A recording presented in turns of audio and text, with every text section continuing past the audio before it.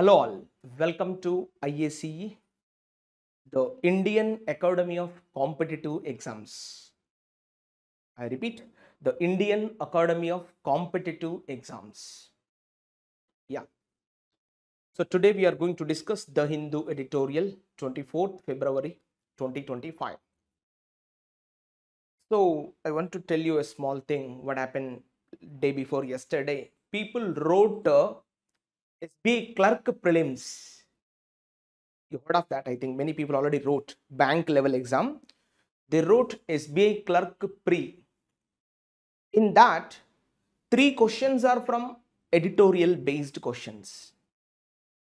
Yeah. I think you remember last week, the entire week from Monday to Saturday, we discussed 6 editorials. In these 6 editorials, one question came from this editorial discussion in the SBI clerk prelims. The question is, I think you remember, UGC based question that southern states are not accepting the UGC's terms and conditions. That question asked. That means actually this issue has been in the realm for so many years. This is not the new issue. University Grants Commission, whatever that bill and that terms and conditions, rules and regulations, it has been in the news for many years. Not just yesterday, that last week we discussed the editorial. No, not like that. అది వార్తల్లో ఎంతో కాలంగా ఉంటుంది. గత 2-3 సంవత్సరాలు 4-5 సంవత్సరాల నుంచే ఆ ఇష్యూ అనేది వార్తల్లో ఉంది. ఆ ఇష్యూ మీద మొన్న fill in the blanks question అడిగాడు. Yeah. So I feel very happy when I see that question in the memory based questions. I feel very happy because I explained that UGC concept on the newspaper. The headline I read, not in the editorial concept, the headlines came. I think that was I was not exactly the day, remember, but it was like Monday, Tuesday, Wednesday. In these days we discussed that particular matter. It is about UGC's terms and conditions, rules and regulations that the southern states are not accepting to invite the UGC. We have discussed this issue recently. So that issue has been in the question paper, directly prelims paper. You see that how good it is. So that is why students are in the Maya today. They are in the some sort of like they are not aware of what's happening around them. They feel that competition means they are sitting in one place and finishing all the syllabus, then they are going to the exams. No, that won't work out nowadays. Once upon a time it was there, 2012, 2011, 2013, 2014, 2015. Those days was it was okay. You learned some sort of syllabus and you went to the exam, and there's some simple based questions, error detection, fill in the blanks, close test, khatam, you passed the exam. But nowadays situation is not like that. You need to read daily particular editorials. Hindu newspaper touch up you need to do daily. Before going to the bed, afternoon you have the time, in the lunch time, don't discuss with these that people. You just open the paper, online available, many platforms are giving you the online paper. Okay, you don't have the availability of the paper, then come to our IACE YouTube channel editorial page, then read, just have a glance at it and feel happy. Oh, today's discussion is about this. Last Saturday you see that many people claimed that, sir, Saturday we don't have the newspaper. Who said to you? Available, it is online available, fully available online. Yeah.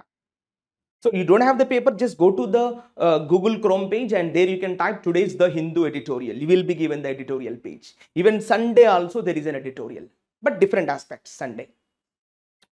So there are many reasons to escape, but there is only one reason to study. That's it. If you want to really qualify, especially in the English session, you have to read the paper daily. I repeat, you have to read the paper daily without any escape. But people are searching for the reasons. I don't have this internet, I don't have that paper. No, we are giving free of cost that fully entire with a brief discussion on word to word explanation we are giving you. Just watch the video if you don't have any other sources. People are unwilling People are reckless, people are careless. They are in the Maya, they are in some sort of dilemma, they are in some sort of their own world. They won't listen to the faculty, they won't come to the faculty, they don't ask any doubts, they are following the online, what they are getting there, we don't know. If you have the concept, already you tried it 2 to 3 attempts, then come to the online session. Okay, so like this, already who are preparing like 2 to 3 years onwards, who have been preparing already, still they don't know what is the if condition formula. They don't know what is the first if condition, second if condition, third if condition. They don't know. Now they are opening in the sitting in the lab and they are opening if condition class by somebody else in the North Indian videos, not the South Indian videos, not in the Telugu. They are opening the Hindi version and they are watching the if condition class. Already he is in the preparation, already has been in the preparation for many years, 2 to 3 years. Now in 2025, February 21st, he is watching the if condition class. Then what are you doing? Where are you? What is the benefit of you preparing the competitive exams? It's completely flawed. It's completely a blunder. It's completely a useless. If you are in that segment, please stop the those activities and then come to the preparation with a full-fledged concept. Because life comes only one time, time comes only one time. If you are listening this video, then the time is passing, time is not waiting for you. Today the day is gone already, 24th February, you feel that it's already gone. And you feel that, yes, 2025 CGL is there. No, CGL is already gone. Now today is the ending of the February, last week of the February. Next week you have the first week of the March, April, May. Khatam. You have in the June in the exams. Khatam. Now till now you don't know where is your syllabus. You don't know what are you doing. How much English syllabus is there. How much you learned from that particular syllabus. You listened the noun chapter half and remaining noun chapter you escaped somewhere. You absented from the classes. You heard the preposition chapter half and the remaining preposition chapter you don't know. And you don't know finally what's happening in English. So this is what the trend is going. People are very less. 50 people are attending the classes and finally writing exam is 10 students. Serious aspirants. And remaining 40 people are escaping. 60 GD students are attending first day of the explanation and the next weekends. Thursday, Friday, Saturdays. Thursday only starting weekend here. Thursday onwards, they are just absenting from the classes. Thursday, half session is there. Friday, remaining half session is gone. And Saturday, 4 to 5 people gone. Now, what is this? So, is this the way? Are you approaching the competitive field? No. It won't work out. Time is passing. Time is going away. Time is rolling for everybody. Not only you, for me also. Anybody in this space. So, I want to tell you the simple aspect.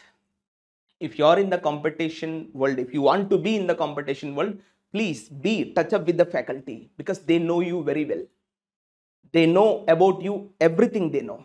Any faculty, I am not saying that XYZ, any faculty knows very clearly about your face. What are you doing? He can tell you in front of your face, but he can't tell you because it is something, some things are affecting the system. That's why faculty won't reveal.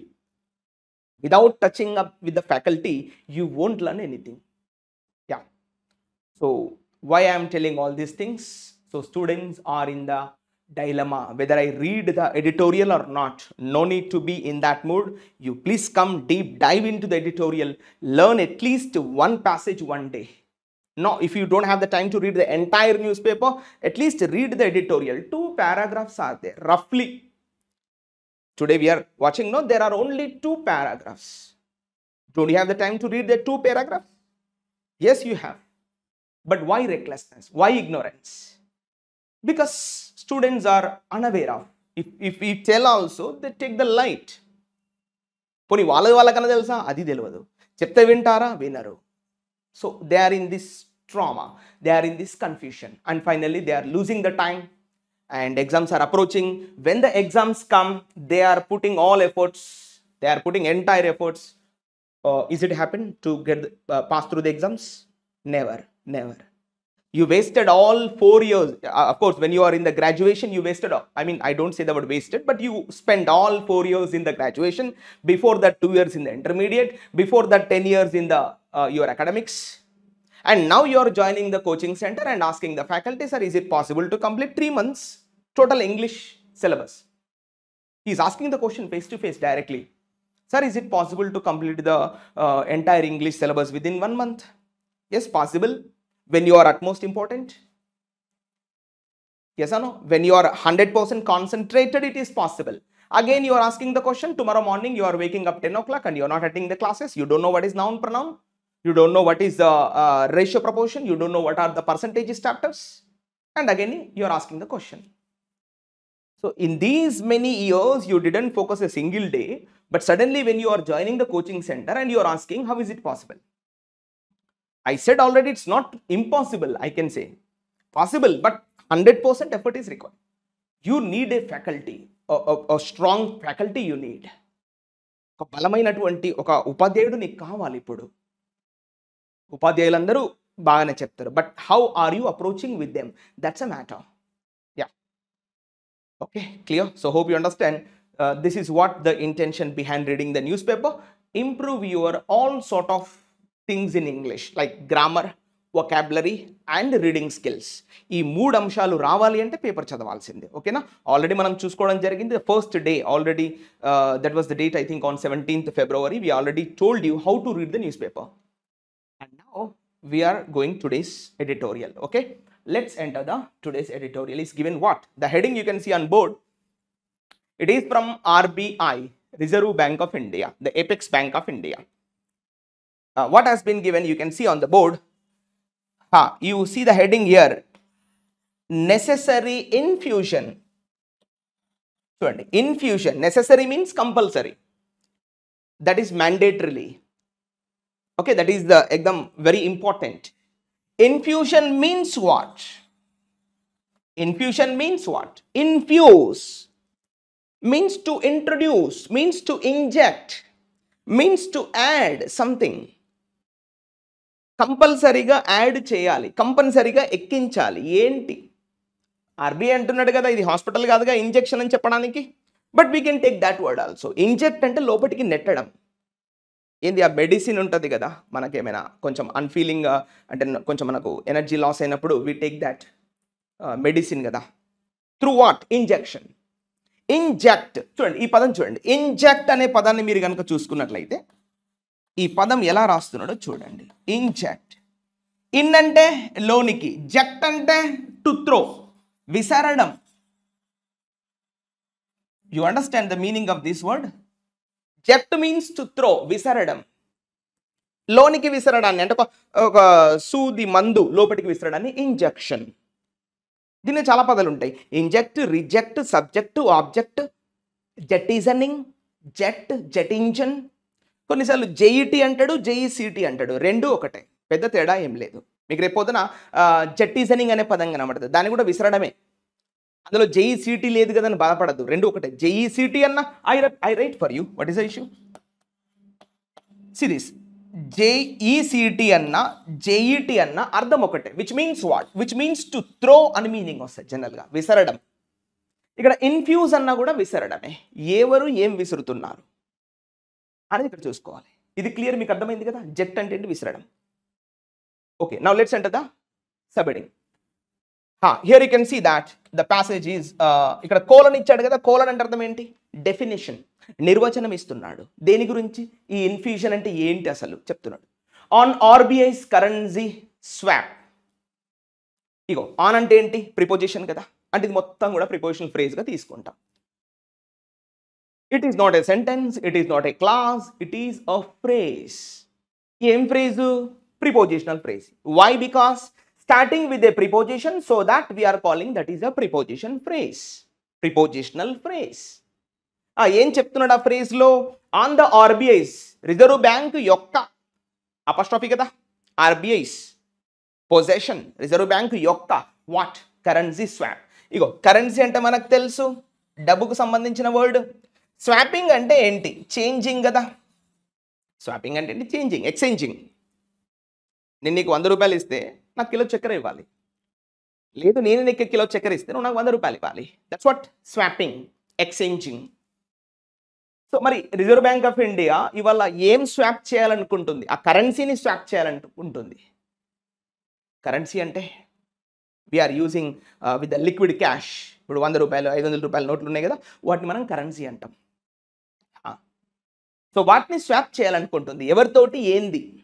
Dollars తోట, pounds తోట, yuan తోట, ఎన్ తోట, ఎవరితో swap చేయాలనుకుంటుంది అనేది మనకు ఈ యొక్క హెడ్డింగ్లో ఇచ్చాడు. Very important passage. మొన్న మనము లోకాయుక్త, లోక్పాల్ అనే 2 పదాల గురించి నేర్చుకున్నాం. చెప్పలేం, రేపు పొద్దున మీ క్లోజ్ టెస్ట్లో వస్తే చాలా హెల్ప్ఫుల్గా ఉంటుంది. ఇవాళ ఆర్బీఐ ఫినాన్స్ గురించి ఇస్తున్నాడు. అసలు ఆర్బీఐ ఏం చేయబోతుంది? ఆర్బీఐ అంటే ఎవరు? The bankers bank, the apex bank of India. బ్యాంకులన్నిటికీ కూడా ఒక పెద్దన లాంటి వాడు. ఎవరు? ఆర్బీఐ. అంటే వాళ్ళ టోటల్ బ్యాంకింగ్ సిస్టమ్ని ఎవరు మేనేజ్ చేస్తున్నారు ఇండియాలో అంటే ఆర్బీఐ. వాటికి లైసెన్సులు ఇవ్వాలన్నా, వాటి లైసెన్సులు క్యాన్సిల్ చేయాలన్నా, ఓకేనా, ఇలా వివిధ రకాల ఫంక్షనింగ్ చూసుకుంటుంది ఆర్బీఐ ఇవాళ ఇండియాలో. అంటే ఈ యొక్క మానిటరీ పాలసీకి సంబంధించిన ఇష్యూస్ చూసుకోవాలన్నా కూడా, ఈ మార్కెట్లో డబ్బు ఫ్లో కావాలన్నా, వెనక్కి తీసుకోవాలన్నా, ఇవన్నీ విషయాలు చూసుకునేది ఎవరు? RBI, reserve bank of India. ఇక మీకు బెటర్గా తెలిసి ఉంటుంది వాట్ ఇస్ ఆర్బీఐ. మీకు హిస్టరీలో బాగానే చదువుకొని ఉంటారు. ఆర్బీఐ హిస్టరీ ఏంటి ఏం కథ అనేది అక్కడ బాగానే చదువుకొని ఉంటారు కరెంట్ అఫైర్స్ పాయింట్ ఆఫ్ వ్యూలో. ఓకేనా. Now let's enter the passage what is given actually. Okay, let's see this is the starting of the passage. Let's enter here with the proper clarity. Okay, so let me read from here. First of all ఇక్కడ చూడండి, ఇక్కడ నుంచి చదువుతాను నేను. Okay, the Reserve bank of India, the Reserve Bank of India's recent decision to inject, to add, to infuse, ardhalokate, to inject an additional $10 billion. Just imagine, 10 billion, not rupees, $10 billion, dollars 10 billion into the financial system through a dollar-rupee swap. Swap ante exchange. Auction is a timely measure. All right, is a timely measure aimed at addressing the long-term liquidity concerns among domestic lenders. Full stop. ikkadi varaku sentence అయిపోయింది. ఇది మనం first full stop to full stop ఆగాలి. थोड़ा सा रुक ना उधर, full stop to full stop. Now, what is subject in this sentence? Always comes generally in the starting of the sentence. Now you can see what is subject right now. The Reserve Bank of India's recent decision. ఇగో ఇది subject. Decision అంటే తీసుకున్నటువంటి నిర్ణయం, రీసెంట్గా తీసుకుందంట. ఎవరు తీసుకున్నారు? Reserve bank of India. ఏం తీసుకుంది? నిర్ణయం తీసుకుంది. ఏమిటా నిర్ణయం అనేది మధ్యలో ఇచ్చాడు. ఇప్పుడు దీనికి సబ్జెక్ట్ కన్ఫర్మ్ అయింది ఈ సెంటెన్స్కి. డెసిషన్. వర్బ్ చెప్పండి. ఇక్కడ వర్బ్ మనం తీసుకుంటే ఇగో డెసిషన్ అంటే సింగులర్ కదా, చూడండి వర్బ్ ఈజ్ అనేది కూడా సింగులర్లోనే ఇచ్చాడు. సబ్జెక్ట్ వర్బ్ అగ్రిమెంట్ మ్యాచ్ అయిందా? ఎస్, మ్యాచ్ అయింది. సబ్జెక్ట్ సింగులర్, ఇటు వర్బ్ కూడా సింగులర్, కాబట్టి రెండు కూడా మ్యాచ్ అయినాయి చక్కగా. Decision is a timely measure అయిపోయింది sentence. What is object? Is a timely measure. Timely అంటే right time, the appropriate, the adaptable, the suitable, the rational, logical. Measure అంటే ఇక్కడ మీనింగ్ ఏంది? నిర్ణయం, డెసిషన్. అక్కడ డెసిషన్ అనగా అదే పదం ఇక్కడ మనం మాట్లాడుకోవచ్చు. ఎలా చెప్పాలి? Reserve bank of India's recent decision is a timely measure, is a timely decision, is a timely opinion, is a timely proposal, is a timely declaration. See, I am speaking vocabulary already. Some people are commenting, please put the vocabulary. Already speaking, no? So that you have to notice. So sentence అయిపోయిందప్పా. Decision is a timely measure. ఒక సరైన టైంలో నిర్ణయం తీసుకున్నారంట. ఎవరు? Reserve bank of India. ఏం నిర్ణయం? మధ్యలో ఇచ్చాడు చూడండి. ఏం నిర్ణయం? What is the decision? ఇగో ఇది మధ్యలో వచ్చింది. ఏం నిర్ణయం చూడండి. To inject means to add. ఏం యాడ్ చేస్తున్నారు? An additional. ఇంకొంచెం. అడిషనల్ అంటే ఆ పదం వినగానే మనం అర్థం చేసుకోవాలి. ఈ పదానికి అర్థం ఏంటి? అడిషనల్ అన్నాడు అంటే దీనికన్నా ముందు యాడ్ చేసినట్టే కదా. దాంతోపాటు ఇది కూడా అని మనం అర్థం చేసుకోవాలి. ఆల్రెడీ ఆ పదం చూడగానే మనం అర్థం చేసుకోవాలి. ఓహో, దీనికన్నా ముందు ఆల్రెడీ యాడ్ చేశారన్నట్టు. దాంతో పాటుగా ఇవాళ ఎంత యాడ్ చేశారంట? ఎంత నిర్ణయం తీసుకున్నారు యాడ్ చేయడానికి అంటే చెప్తున్నాడు. $10 బిలియన్, $10 బిలియన్ డబ్బు అడిషనల్గా ఇంజెక్ట్ చేయబోతున్నారంట. ఎక్కడ? ఇగో ఇంటూ, ఇది ఇక్కడి వరకు ఒక ఫ్రేజు, ఎక్కడ అంటే ఇంటూ ద ఫినాన్షియల్ సిస్టమ్, ఈ భారత ఆర్థిక రంగంలోకి యాడ్ చేస్తున్నారు. ఎంత? $10 బిలియన్. ఏ విధంగా యాడ్ చేస్తున్నారు మరి? ఇగో ఈ మధ్యలో మళ్ళీ throw dollar rupee swap option.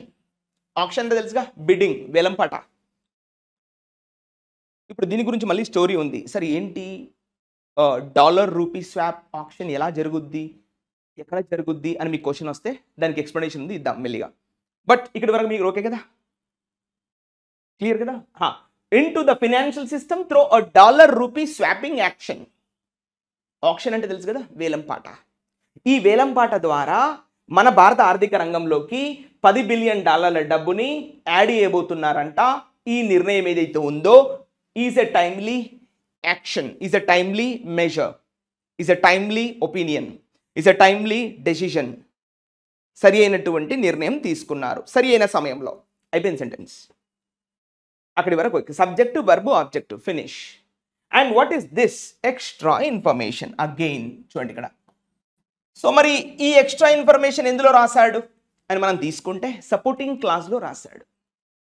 చూడండి ఇక్కడ ఎయిమ్డ్ అంటే ఇది కూడా వర్బ్గా తీసుకోవచ్చు, ఇది కూడా వర్బ్గా తీసుకోవచ్చు, కానీ ఎక్స్ట్రా ఇన్ఫర్మేషన్. మరి ఎయిమ్డ్ పక్కన ఏమొచ్చింది, ఎట్టొచ్చింది అది మీకు తెలుసు.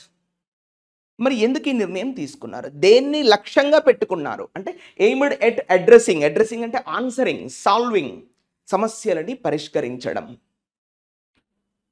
అడ్రసింగ్ అంటే సమస్యలని పరిష్కరించడం. ఎక్కడ ఉన్నాయి? Long term liquidity concerns. మన దేశంలో ఎలాంటి ఇబ్బందులు, కన్సర్న్స్ అంటే మీనింగ్ ఏంది? ఆందోళన, డిఫికల్టీస్, ఇష్యూస్, ప్రాబ్లమ్స్. అవి ఎలా ఉన్నాయంటే ఏం కన్సర్న్స్? Liquidity concerns. లిక్విడిటీ అంటే మామూలుగా లిక్విడిటీ, మనం లిక్విడ్ క్యాష్ అంటాం కదా, అంటే that is something related to this cash related concerns. అంటే డబ్బు ఫ్రీగా దొరక్కపోవడం, ప్రజల జేబుల్లో డబ్బు లేకపోవడం, దట్స్ కాల్డ్ లిక్విడిటీ కన్సర్న్స్. ఇవాళ ఒక వాషింగ్ మిషన్ కొనాలన్నా, ఒక ఫ్రిడ్జ్ కొనాలన్నా మినిమం 30,000-40,000 కాస్ట్ ఉంది. ఎండాకాలం వచ్చింది, ఏసీ కొనాలంటే 50,000 కాస్ట్ ఉంది. మరి ఎలా ఉంటాడు? ఇది లిక్విడిటీ కన్సర్న్. ప్రజల జేబుల్లో డబ్బులు లేవు. సో అలా addressing long term liquidity concern అంటే ఎంతో కాలంగా ఇబ్బంది పెడుతున్నటువంటి సమస్యలను అడ్రస్ చేయడానికి ఆర్బీఐ ఈ నిర్ణయం తీసుకుంది. Among domestic lenders. మరి ఈ కన్సర్న్స్ ఎవరు ఫేస్ చేస్తున్నారు ఎస్పెషల్గా? ఇగో ఇది మళ్ళీ మనము ఇది ఒక ఫ్రేజ్గా తీసుకోవచ్చు. అమాంగ్ అంటే preposition. Among domestic lenders. Domestic అంటే what is domestic? Within the country. Lenders అంటే అప్పు ఇచ్చేవాళ్ళు. అప్పు ఎవరు ఇస్తారు మనకి? బ్యాంకులు, ఫినాన్షియల్ ఆర్గనైజేషన్స్, ఏదో ఎన్బిఎఫ్సిస్ అంటాం, నాన్ బ్యాంకింగ్ ఫినాన్షియల్ కార్పొరేషన్స్. వాళ్ళు కంపెనీస్, వాళ్ళు ఇస్తారు అప్పులు. ఇక మనం ఇల్లు కట్టుకోవాలంటే కొన్ని ఫినాన్స్ ఆర్గనైజేషన్స్ పనిచేస్తున్నాయి, వాళ్ళు మనకు అప్పులు ఇస్తారు. వీరందరి బాధలు తీర్చడానికి, అంటే వీళ్ళ దగ్గర డబ్బు ఉంటేనే కదా మనకి ఇచ్చేది. బ్యాంకులో డబ్బు లేకపోతే, బ్యాంకులో లిక్విడిటీ లేకపోతే మనకి ఎట్లా డబ్బు ఇస్తారు? వాళ్ళు మనకి ఎట్లా క్రెడిట్ ఇస్తారు? అప్పు ఎలా ఇస్తారు? మనకి ఇవ్వలేరు కదా. సో ఫస్ట్ వాళ్ళ ప్రాబ్లమ్ సాల్వ్ చేయడానికి ఆర్బీఐ తీసుకున్నటువంటి నిర్ణయం ఇది. ఒక సరి అయినటువంటి సమయంలో వచ్చిందంట. This is entire the philosophy here. Clear? Now let's enter the next line. ఇప్పుడు మళ్ళీ సబ్జెక్ట్ చూద్దాం. దీస్ కన్సర్న్స్ అంటే పైన చెప్పాడు కదా, ఇక్కడ చెప్పాడు కదా కన్సర్న్స్, ఆ బాధలు ఏంటో, లిక్విడిటీ కన్సర్న్స్ అవి చెప్తున్నాడు. దీస్ కన్సర్న్స్, ఇగో ఇది subject. What is about stem? Stem అంటే జస్ట్ లైక్ కమ్ ఫ్రమ్, రావడం. ఇగో కన్సర్న్స్ అంటే ప్లూరల్, స్టెమ్ అన్నా కూడా ప్లూరలే. Plural noun, plural verb. Stem, stemmed, stemmed, stemming, stems. SRS form ఉంటే సింగులర్, లేకపోతే ప్లూరల్. కాబట్టి ప్లూరల్లో ఉంది ఇక్కడ. స్టెమ్ అంటే టు కమ్ ఫ్రమ్, రావడం. మరి ఈ ఇబ్బందులు ఎక్కడి నుంచి వస్తున్నాయి? ఇవల్ల మన ఇండియాలో డొమెస్టిక్ లెండర్స్ ఎందుకు ఆ ప్రాబ్లమ్స్ ఫేస్ చేస్తున్నారు? ఈ బ్యాంకులు ఉన్నాయి కదా, ఇప్పుడు మనము ఎస్బీఐ అంటున్నాము, తర్వాత యాక్సిస్ బ్యాంకు, ప్రైవేట్ తీసుకుంటే యాక్సిస్ బ్యాంకు, ఐసిఐసిఐ బ్యాంకు, ఏదో యూనియన్ బ్యాంక్ ఆఫ్ ఇండియా, ఇలా చాలా బ్యాంకులు ఉన్నాయి కదా, అవన్నీ వస్తాయి ఇక్కడికి. ఏదో ముతూట్ ఫినాన్స్ అంటాం, ఇవన్నీ ఉన్నాయి కదా గోల్డ్కి సంబంధించినవి. సో ఇవన్నీ కూడా మీనింగ్ వస్తుంది అన్నట్టు ఇక్కడ. డొమెస్టిక్ లెండర్స్ అంటే వీళ్ళంతా వస్తారు పిక్చర్లోకి. So these concerns stem from, మరి వాళ్ళకి బాధలు ఎక్కడి నుంచి వస్తున్నాయి అంటే చెప్తున్నాడు. స్టెమ్ ఫ్రమ్, ఇగో ఇది మళ్ళీ ఆబ్జెక్టివ్ తీసుకుంటాం. Stem from a flight of foreign capital. ఇగో ఇది ఒక ఇడియోమేటిక్ ఎక్స్ప్రెషన్గా మనం తీసుకోవచ్చు. Stem from a flight of foreign capital. Capital అంటే మీనింగ్ ఏంది? ఒక మూలధనం, ఒక ఇన్వెస్ట్మెంట్, ఒక పెద్ద ఎత్తున ఇన్వెస్ట్మెంట్ చేయబడినటువంటి డబ్బుని మనం క్యాపిటల్ అనే పదంతో వాడతాం. రేపు పొద్దున మీకు ఏమైనా క్లోజ్ టెస్ట్ వచ్చిందనుకో, అది ఫినాన్స్కి సంబంధించింది, క్యాపిటల్ అనే ఫిల్ చేయాలి, అక్కడ మనీ అని ఫిల్ చేయొద్దు మళ్ళా. సో ఇది క్లియర్ కదా. These concerns stem from a flight of foreign capital. Flight అంటే గాల్లో ఎగరడం కదా. ఇప్పుడు ఫ్లైకి ఫ్లైట్కి డిఫరెన్స్ చెప్పండి. Let me right for the word fly and flight. What is the difference? మీకు తెలుసు, ఇక్కడ ఫ్లై అంటే వర్బ్, ఫ్లైట్ అంటే నౌన్. అర్థం ఒకటే, ఎగరడం, గాల్లో ఎగరడాన్ని ఏమంటారు? ఫ్లయింగ్. అది V4. Fly, flew, flown, flying, flies, 5 forms. ఇది వర్బ్. మరి ఫ్లైట్ అంటే నౌన్, అంటే గాల్లో ఎగిరిపోవడం ఇక. సో అంటే ఇప్పుడు అర్థమైంది, from a flight of foreign capital అంటే ఫారిన్ క్యాపిటల్ ఎగిరిపోయింది అన్న ఒక సెన్స్ ఇక్కడ రావాలి మనకి. అంటే మేజర్ ఇన్వెస్టర్స్ మన ఇండియాలో ఏదైతే మేజర్గా ఇన్వెస్ట్మెంట్ చేస్తున్నారో, అటు అమెరికా వాళ్ళు కావచ్చు, చైనా వాళ్ళు కావచ్చు, జపాన్ వాళ్ళు కావచ్చు, లండన్, UK వాళ్ళు కావచ్చు, యూరోపియన్ కంట్రీస్ కావచ్చు, వీళ్ళంతా ఇండియాలో ఇన్వెస్ట్మెంట్ చేస్తున్నారు కదా, వాళ్ళు ఒక్కసారిగా ఎగిరిపోయారంట. They escaped, I mean they withdrew from India, from Indian investment. అలా తీసుకోవచ్చా? From a flight of foreign capital అంటే they withdrew from investing in India అని ఫీల్ అవ్వచ్చా? Yes, I feel like that. Okay, so from a flight of foreign capital, మొత్తం మన భారతదేశంలో ఏదైతే foreign capital ఏదైతే ఇన్వెస్ట్మెంట్ చేస్తున్నారో వాళ్ళందరూ వెళ్ళిపోతున్నారంట ఇండియా నుండి. అందుకని ఇప్పుడు మనకు లిక్విడిటీ అనేది తక్కువైపోయింది, మన బ్యాంకుల్లో డబ్బులు లేవు మనకు ప్రజలకు ఇద్దామంటే. అందుకనే RBI ఈ నిర్ణయం తీసుకుంది అని మనం ఫీల్ అవ్వాలి. క్లియర్? ఎక్కడి నుంచి ఎగిరిపోతున్నారు వీళ్ళు ఇచ్చారు ఇక్కడ. ఫ్రమ్ ఇండియన్ స్టాక్ మార్కెట్స్, ఇది మళ్ళీ ఫ్రేజ్గా తీసుకుంటాం. ఫ్రమ్ ఇండియన్ స్టాక్ మార్కెట్స్, ఇది మళ్ళీ ఫ్రేజ్గా తీసుకుంటాం. యాజ్ అంటే అర్థం ఏంటి? కంజంక్షన్ కదా. బికాస్, ఎందుకంటే బికాస్. మళ్ళీ సబ్జెక్ట్ ఏంటి? ఇన్వెస్టర్స్, మదుపుదారులు అంటే ఇన్వెస్ట్మెంట్ చేసేవాళ్ళు, ఇన్వెస్టర్స్. వర్బ్ ఏంటి? సీక్ అంటే ఏంది? కోరుకోవడం. చూసారా, V1లో రాశాడు, ఇది వర్బ్ ఫామ్ 1 అండి. అంటే జనరల్ సెన్స్లో రాస్తున్నాడు, అది గమనించాలా మీరు. Prepositional phrase, I'm sorry, simple present tense.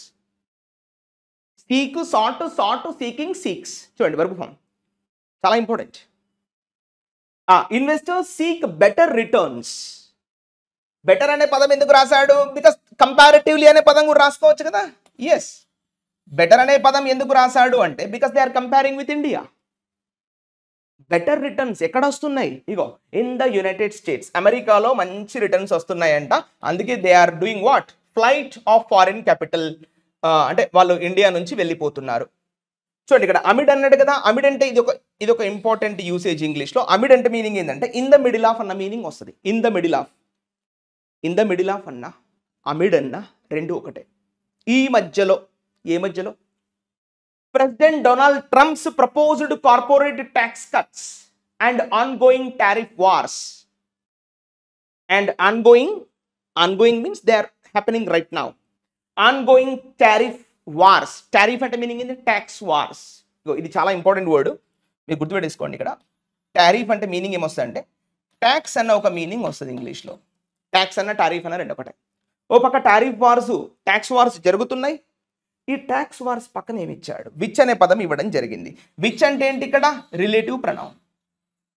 ఇది ఎవరి గురించి డిస్కస్ చేస్తుంది? ఈ వార్స్ ఏవైతే ఉన్నదో దాని గురించి డిస్కస్ చేస్తుంది. Tax wars which have strengthened. చూసారా, వార్స్ అంటే ప్లూరల్. ఇగో వర్బ్ కూడా మనకి ప్లూరల్లోనే ఇవ్వడం జరిగింది. విచ్ హ్యావ్ స్ట్రెంథెన్డ్ అంటే ఇంకొంచెం స్ట్రాంగ్, ఇంకొంచెం బలంగా చేసేయంట. ఎవరిని? ద యుఎస్, అమెరికాని. ద యుఎస్ డాలర్, అమెరికా యొక్క డాలర్ని ఇంకొంచెం బలంగా చేసాయంట. ఏంటవి? ఆ tax wars against the global currencies. Global currencies అంటే India, China, Japan, Malaysia, Singapore, వీళ్ళందరికీ కూడా కరెన్సీలు ఉన్నాయి కదా. వాటన్నిటికన్నా పెద్ద ఎవరు? డాలర్. సో దాన్ని ఇంకొంచెం బలం చేసినాయంట ఈ ట్యాక్స్ వార్స్. మరియు ట్రంప్, ఇగో ఇక్కడ ఇచ్చాడు క్లారిటీ చూడండి, చాలా important. President Donald Trump's proposed corporate tax cuts. ఇప్పుడు కార్పొరేట్ సంస్థలు ఉంటాయి కదా, ఇప్పుడు ఇండియాలో అంటే మనకు TCS అంటాము, విప్రో అంటాము, తర్వాత ఇంకేదో చాలా పెద్ద పెద్ద సంస్థలు ఉన్నాయి ఇండియాలో. వాళ్ళు ట్యాక్స్ కడతారు కదా, అమెరికాలో కూడా ఉన్నాయి కదా సంస్థలు, వాళ్ళు ట్యాక్స్ కట్టాల్సిన అవసరం లేదు అని ఒక అనౌన్స్మెంట్ ప్రపోజ్ చేశాడు ట్రంప్. కథం అందరు ఇక్కడ ఉన్న వాళ్ళందరూ అమెరికా వెళ్ళిపోతున్నారంట. ఇక ఖాళీ చేసి ఇండియన్ బ్యాంకులో ఇప్పటివరకు ఏదైతే ఇన్వెస్ట్మెంట్ చేశారో అవన్నీ విత్డ్రా చేసుకుంటున్నారు. Flight from the foreign capital, flight of foreign capital from the Indian stock markets. మన ఇండియన్ యొక్క స్టాక్ మార్కెట్స్లో ఏదైతే ఇన్వెస్ట్మెంట్ చేశారో ఇప్పుడు అందరూ కూడా అటు వెళ్ళిపోతున్నారు.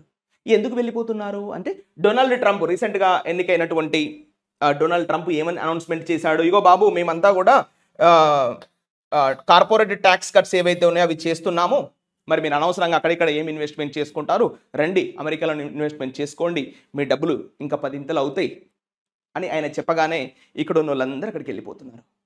So these all have become some sort of concerns to Indian lenders.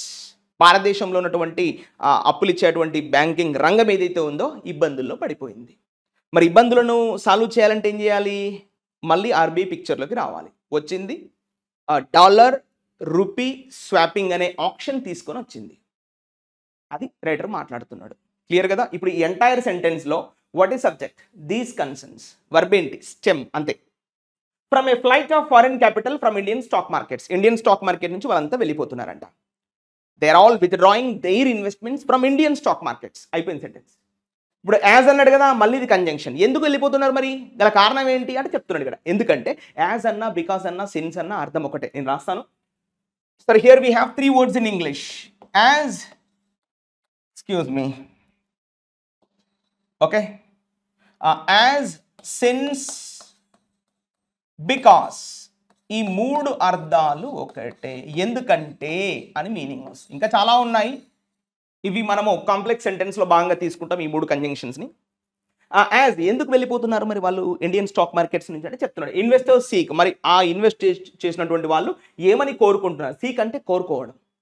They are desiring, what they are desiring అంటే better returns in the US, అమెరికాలో మంచి రిటర్న్స్ వస్తాయని వెళ్ళిపోతున్నారట. మరి ఎందుకు అమెరికాలో ఇప్పుడే వెళ్తున్నారు, ఇన్ని రోజులు ఎందుకు వెళ్ళలేదు అంటే రీసెంట్గా ట్రంప్ ఎన్నికయ్యాడు. సో ఎన్నికైనాక వెంటనే ఏమైనా అనౌన్స్మెంట్ చేశాడు, ఇగో బాబు కార్పొరేట్ కంపెనీస్ ఎవరైతే ఉన్నారో మీకు ట్యాక్స్ కట్ చేస్తున్నా, మీరు 100 రూపాయలు కడితే 50 రూపాయలు కట్టుకోండి అనే విధంగా మీకు ట్యాక్స్లు కట్ చేస్తున్నానని ఒక అనౌన్స్మెంట్ చేశాడు. సో అందుకే వీళ్ళంతా వెళ్ళిపోతున్నారు. ఇంకేం చేస్తున్నారు, and on going tariff wars, మనం చూస్తున్నాము ఇండియా అమెరికా మధ్యలో ఒక ట్యాక్స్ వార్ జరుగుతుంది. సో వీటన్నిటి వల్ల ఆ ఇన్వెస్టర్స్కి మంచి ఊతం లభించింది అమెరికాలోనే. సో వాళ్ళంతా వెళ్ళిపోతున్నారు. ఇంకేమంటున్నాడు, విచ్ హ్యావ్ స్ట్రెంథెన్డ్. ఇప్పుడు ఈ ట్యాక్స్ వార్స్ను గురించి ఏదో చెప్తున్నాడు. ఏం చెప్తున్నాడు, which have strengthened the US dollar. America dollar ఉంది కదా, సో ఇంకా కొంచెం బలంగా చేసింది. అంటే appreciated the value of dollar. These tax wars appreciated the dollar value to higher position against what, global currencies. ప్రపంచ కరెన్సీస్ అన్నిటికీ మించి ఇంకా బలంగా తయారైంది అమెరికా యొక్క డాలర్. మనం చూసాము 85 రూపాయలు అనుకుంటా, 87, 85 రూపాయలు $1 కాస్ట్ రైట్ నౌ. అంతకుముందు 75, 80, 81 రూపాయి అట్లా ఉండేది. ఇవాళ 85, 87కు పోయింది. 87 రూపాయలు equals to $1 cost. This is what happening right now. So here we have read this passage. Now enter the next line. You see this. Let's read from here, okay? Let's read. So this marks, ఇక్కడ this అంటే ఏంటి, ఈ పైన చెప్పినటువంటి విషయాలన్నీ కూడా ఇది investors అందరూ కూడా ఇండియన్ స్టాక్ మార్కెట్స్ నుండి వెళ్ళిపోతున్నారు. అది దిస్ మార్క్స్, మార్క్స్ అనేది వర్బ్. దిస్ అంటే సింగులర్, మార్క్స్ అన్నా కూడా సింగులరే కదా. దిస్ మార్క్స్, మార్క్స్ అంటే indicates, shows, displays, clearly understands, ఇవన్నీ మీనింగ్స్ వస్తాయి. అలా అర్థం చేసుకోవాలి. ఇది సూచిస్తుంది, ఏం సూచిస్తుంది చెప్తున్నాడు. The second, this marks the second, ఇది రెండవ సారంట. This marks the second such rupee infusion. ఇగో ఇది ఇప్పుడు సబ్జెక్ట్ వర్బ్ ఆబ్జెక్ట్ క్లియర్ అండి. ఇప్పుడు next information, such rupee infusion ఎక్కడ, in less than a month, అంటే నెల కూడా కాకుండానే ఇలాంటి సంఘటన మళ్ళీ జరిగిందంట. నెల రోజుల కింద ఇలానే వాళ్ళు రూపీ ఇన్ఫ్యూషన్, అంటే ఇది ఏదైతే వరల్డ్ డాలర్ రూపీ స్వాపింగ్ ఏదైతే జరిపారో అది జరిపి నెల కూడా కాలేదు, మళ్ళీ రెండవసారి వచ్చింది ఇదే సంఘటన అంటున్నాడు. ఏమంటున్నాడు? దిస్ మార్క్స్ ద సెకండ్, ఇది రెండవసారి సచ్ రూపీ ఇన్ఫ్యూజన్ అంటే injecting in the Indian financial system in less than a month. నెల కూడా కాలేదు, అప్పుడే రెండవసారి వీళ్ళు ఇలాంటి ఒక ప్రకటన చేయడం జరిగింది. ఇది స్పష్టం అవుతుంది అని రైటర్ అంటున్నాడు. Let's enter the next. However, writer is giving the conclusion. However అంటే ఏంది? కంక్లూజన్ ఎప్పుడు చెప్పినా కూడా హవెవర్ అని తీసుకుంటాం. What is subject right now? Unlike the first tranche of $5 billion on January 31st. Ego January 31st మొన్న, ఇవాళ February 24th అంటే ఇంకా నెల కాలేదు. Which had you see this all right, January 31st, which had a 6-month tenor means tenure, the time limit. The latest swap auction has a 3-year duration. ఇప్పుడు ఇది sentence కదా, ఇక్కడి నుంచి ఇక్కడి వరకు sentence. Now tell me what is subject in this sentence? Can you see what is the subject? అంటే చూడండి, the subject is the latest swap option. ఇగో ఇది సబ్జెక్ట్. ద లేటెస్ట్ స్వాప్ అంటే ఎక్స్చేంజ్ కదా, ఆప్షన్ అంటే వేలం పాట కదా, అది. The latest swap option is the subject. Singular కదా, option, not options. Option singular, so the verb is also singular. ఇగో హ్యాస్ అనేది సింగులర్. ఇది has a 3-year duration. January 31st రోజు జరిగినటువంటి ఆప్షన్ ఎన్ని నెలలు అంటే ఇచ్చారు అక్కడ. ఎన్ని నెలలు అంట? You see that 6-month tenor, 6 నెలలు. మరి ఇప్పుడు లేటెస్ట్గా జరిగినటువంటి ఈ ఆప్షన్ ఎన్ని సంవత్సరాలు అంటే 3 సంవత్సరాలు. 3-year డ్యూరేషన్ కొనసాగుతుందంట ఆ అగ్రిమెంట్. ఇక్కడ ఆప్షన్ అంటే మీనింగ్ ఏంది? వేలం పాట.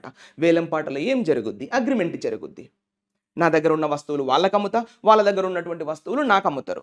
ఒక అగ్రిమెంట్లో మనం కొంతకాలం కొనసాగుతాం. That's what we feel generally, అంతే కదా. సో ఇక్కడ the latest swap option has a 3-year duration. 3 సంవత్సరాలు అది అమల్లో ఉంటుందంట. ఏంటది? ఆప్షన్, వేలం పాట. ఏం వేలం పాట? ఈ డాలరు రూపీ స్వాపింగ్ ఏదైతే ఎక్స్చేంజ్ ఉందో, అయితే ఇప్పుడు మీకు డౌట్ రావాలి, అసలు ఏంటి డాలర్ రూపీ స్వాపింగ్ అనేది? ఇది వేచి ఉండాల్సిందే, ఎందుకంటే అది చాలా టైం తీసుకుంటే ఎక్స్ప్లెయిన్ చేయాలంటే. నేను డైరెక్ట్ కాన్సెప్ట్ ప్రకారం వెళ్ళిపోతున్నా. ఓకే, సో ఇది మనకు subject to verb is clear. Now let's enter what is this extra information. Unlike అంటే ఇది ఎక్స్ట్రా ఇన్ఫర్మేషన్ కదా. అన్లైక్ అంటే నాట్ లైక్ దాట్. అన్లైక్ అంటే ఏంది? ఇలా కాకుండా, ఎలా కాకుండా ఇచ్చాడు. లైక్లీ అంటే పాసిబిలీ. లైక్ వైజ్ అంటే లైక్ దట్. అన్లైక్ అంటే అలా కాకుండా, ఎలా కాకుండా. The first tranche. ఇక్కడ ఫస్ట్ ట్రాంచ్ అంటే మీనింగ్ ఏంది? మొదటి దఫా, మొదటి భాగం. ట్రాంచ్ అంటే ఏంది? First time. ట్రాంచ్ అంటే ఒక భాగం, part, the first part. We feel like that. The first tranche of $5 billion. ఎంత డబ్బు? $5 billion ఆన్ January 31st. మొన్న January 31st రోజు ఎంత డబ్బు వేలం పాట వేసుకున్నారు? రూపీ డాలర్ ఎక్స్చేంజ్లో ఎంత వేలం పాట జరిగింది? $5 billion. తెలుసు కదా, 1 billion = 100 crores. సో ఆ విధంగా మీరు క్యాల్కులేట్, నాట్ ఈవెన్ రూపీస్, అది డాలర్స్ డైరెక్ట్గా. సో ఇక్కడ చూడండి, January 31st పక్కన ఏమి ఇచ్చాడు? విచ్ ఇచ్చాడు. అంటే ఎవరి గురించి చెప్తున్నట్టు? January 31st గురించి చెప్తున్నట్టు. ఇగో ఈ పదం గురించి చెప్తున్నట్టు. ఏం చెప్తున్నాడు? ఇగో which had a 6-month tenor. So ఈ అగ్రిమెంటు ఎన్ని నెలల వరకు వర్తించును? 6 నెలల వరకు మాత్రమే వర్తిస్తుంది. 6 నెలల తర్వాత అగ్రిమెంట్ అయిపోద్ది, మళ్ళీ కొత్తగా చేసుకోవాలి. సో అని ఆర్బీఐ ఆలోచించి ఎందుకు అంతసేపు వెయిట్ చేయడము అని ఇప్పుడే ఆ ప్రాసెస్ ఏదో కానించేసింది. వచ్చే 3 సంవత్సరాల వరకు కూడా వాళ్ళు ఆ అగ్రిమెంట్ చేసుకున్నారు అందని ఒక meaning. It's clear. Let's enter the next line. The combined effect. What is subject? The combined effect. Combined అంటే రెండు, బై మిక్సింగ్ దీస్ టూ. ఏ రెండు?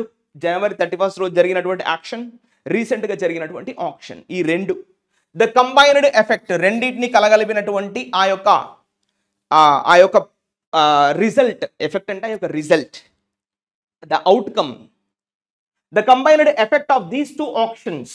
ఇప్పుడు ఈ భాగాన్ని హోల్లో పెట్టుకోవాలి. ఏ భాగాన్ని? ఆఫ్ దీస్ టూ ఆప్షన్స్ అనేది హోల్లో పెట్టుకుంటాం. ఈ భాగాన్ని చదవాల్సినటువంటి అవసరం లేదు, కాస్త హోల్లో పెట్టుకోండి. ఇప్పుడు చదవండి. The combined effect and the verb is what? Will inject. Inject చేయబోతుంది, విల్ ఇంజెక్ట్. అప్రాక్సిమేట్లీ, ప్రాబబిల్లీ, కమ్సే కమ్ ఎంత అంటే చెప్తున్నాడు, రూపీస్లో కన్వర్ట్ చేశాడు ఇక్కడ. Approximately rupees 1.3 trillion.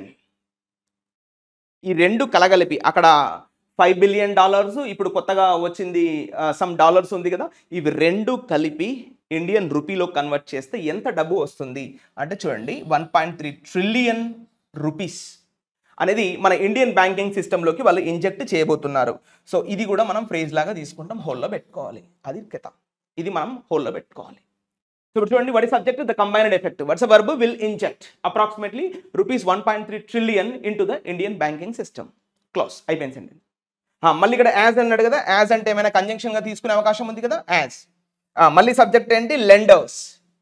లెండర్స్ అంటే ఏంటి? ఈ అప్పులు ఇచ్చేవాళ్ళు, అంటే బ్యాంకింగ్ రంగం కావచ్చు, అటు ఎన్బిఎఫ్సిలు కావచ్చు, నాన్ బ్యాంకింగ్ ఫినాన్షియల్ కంపెనీస్, వీళ్ళిద్దరిని కలిపి లెండర్స్ అంటాం ఇండియాలో.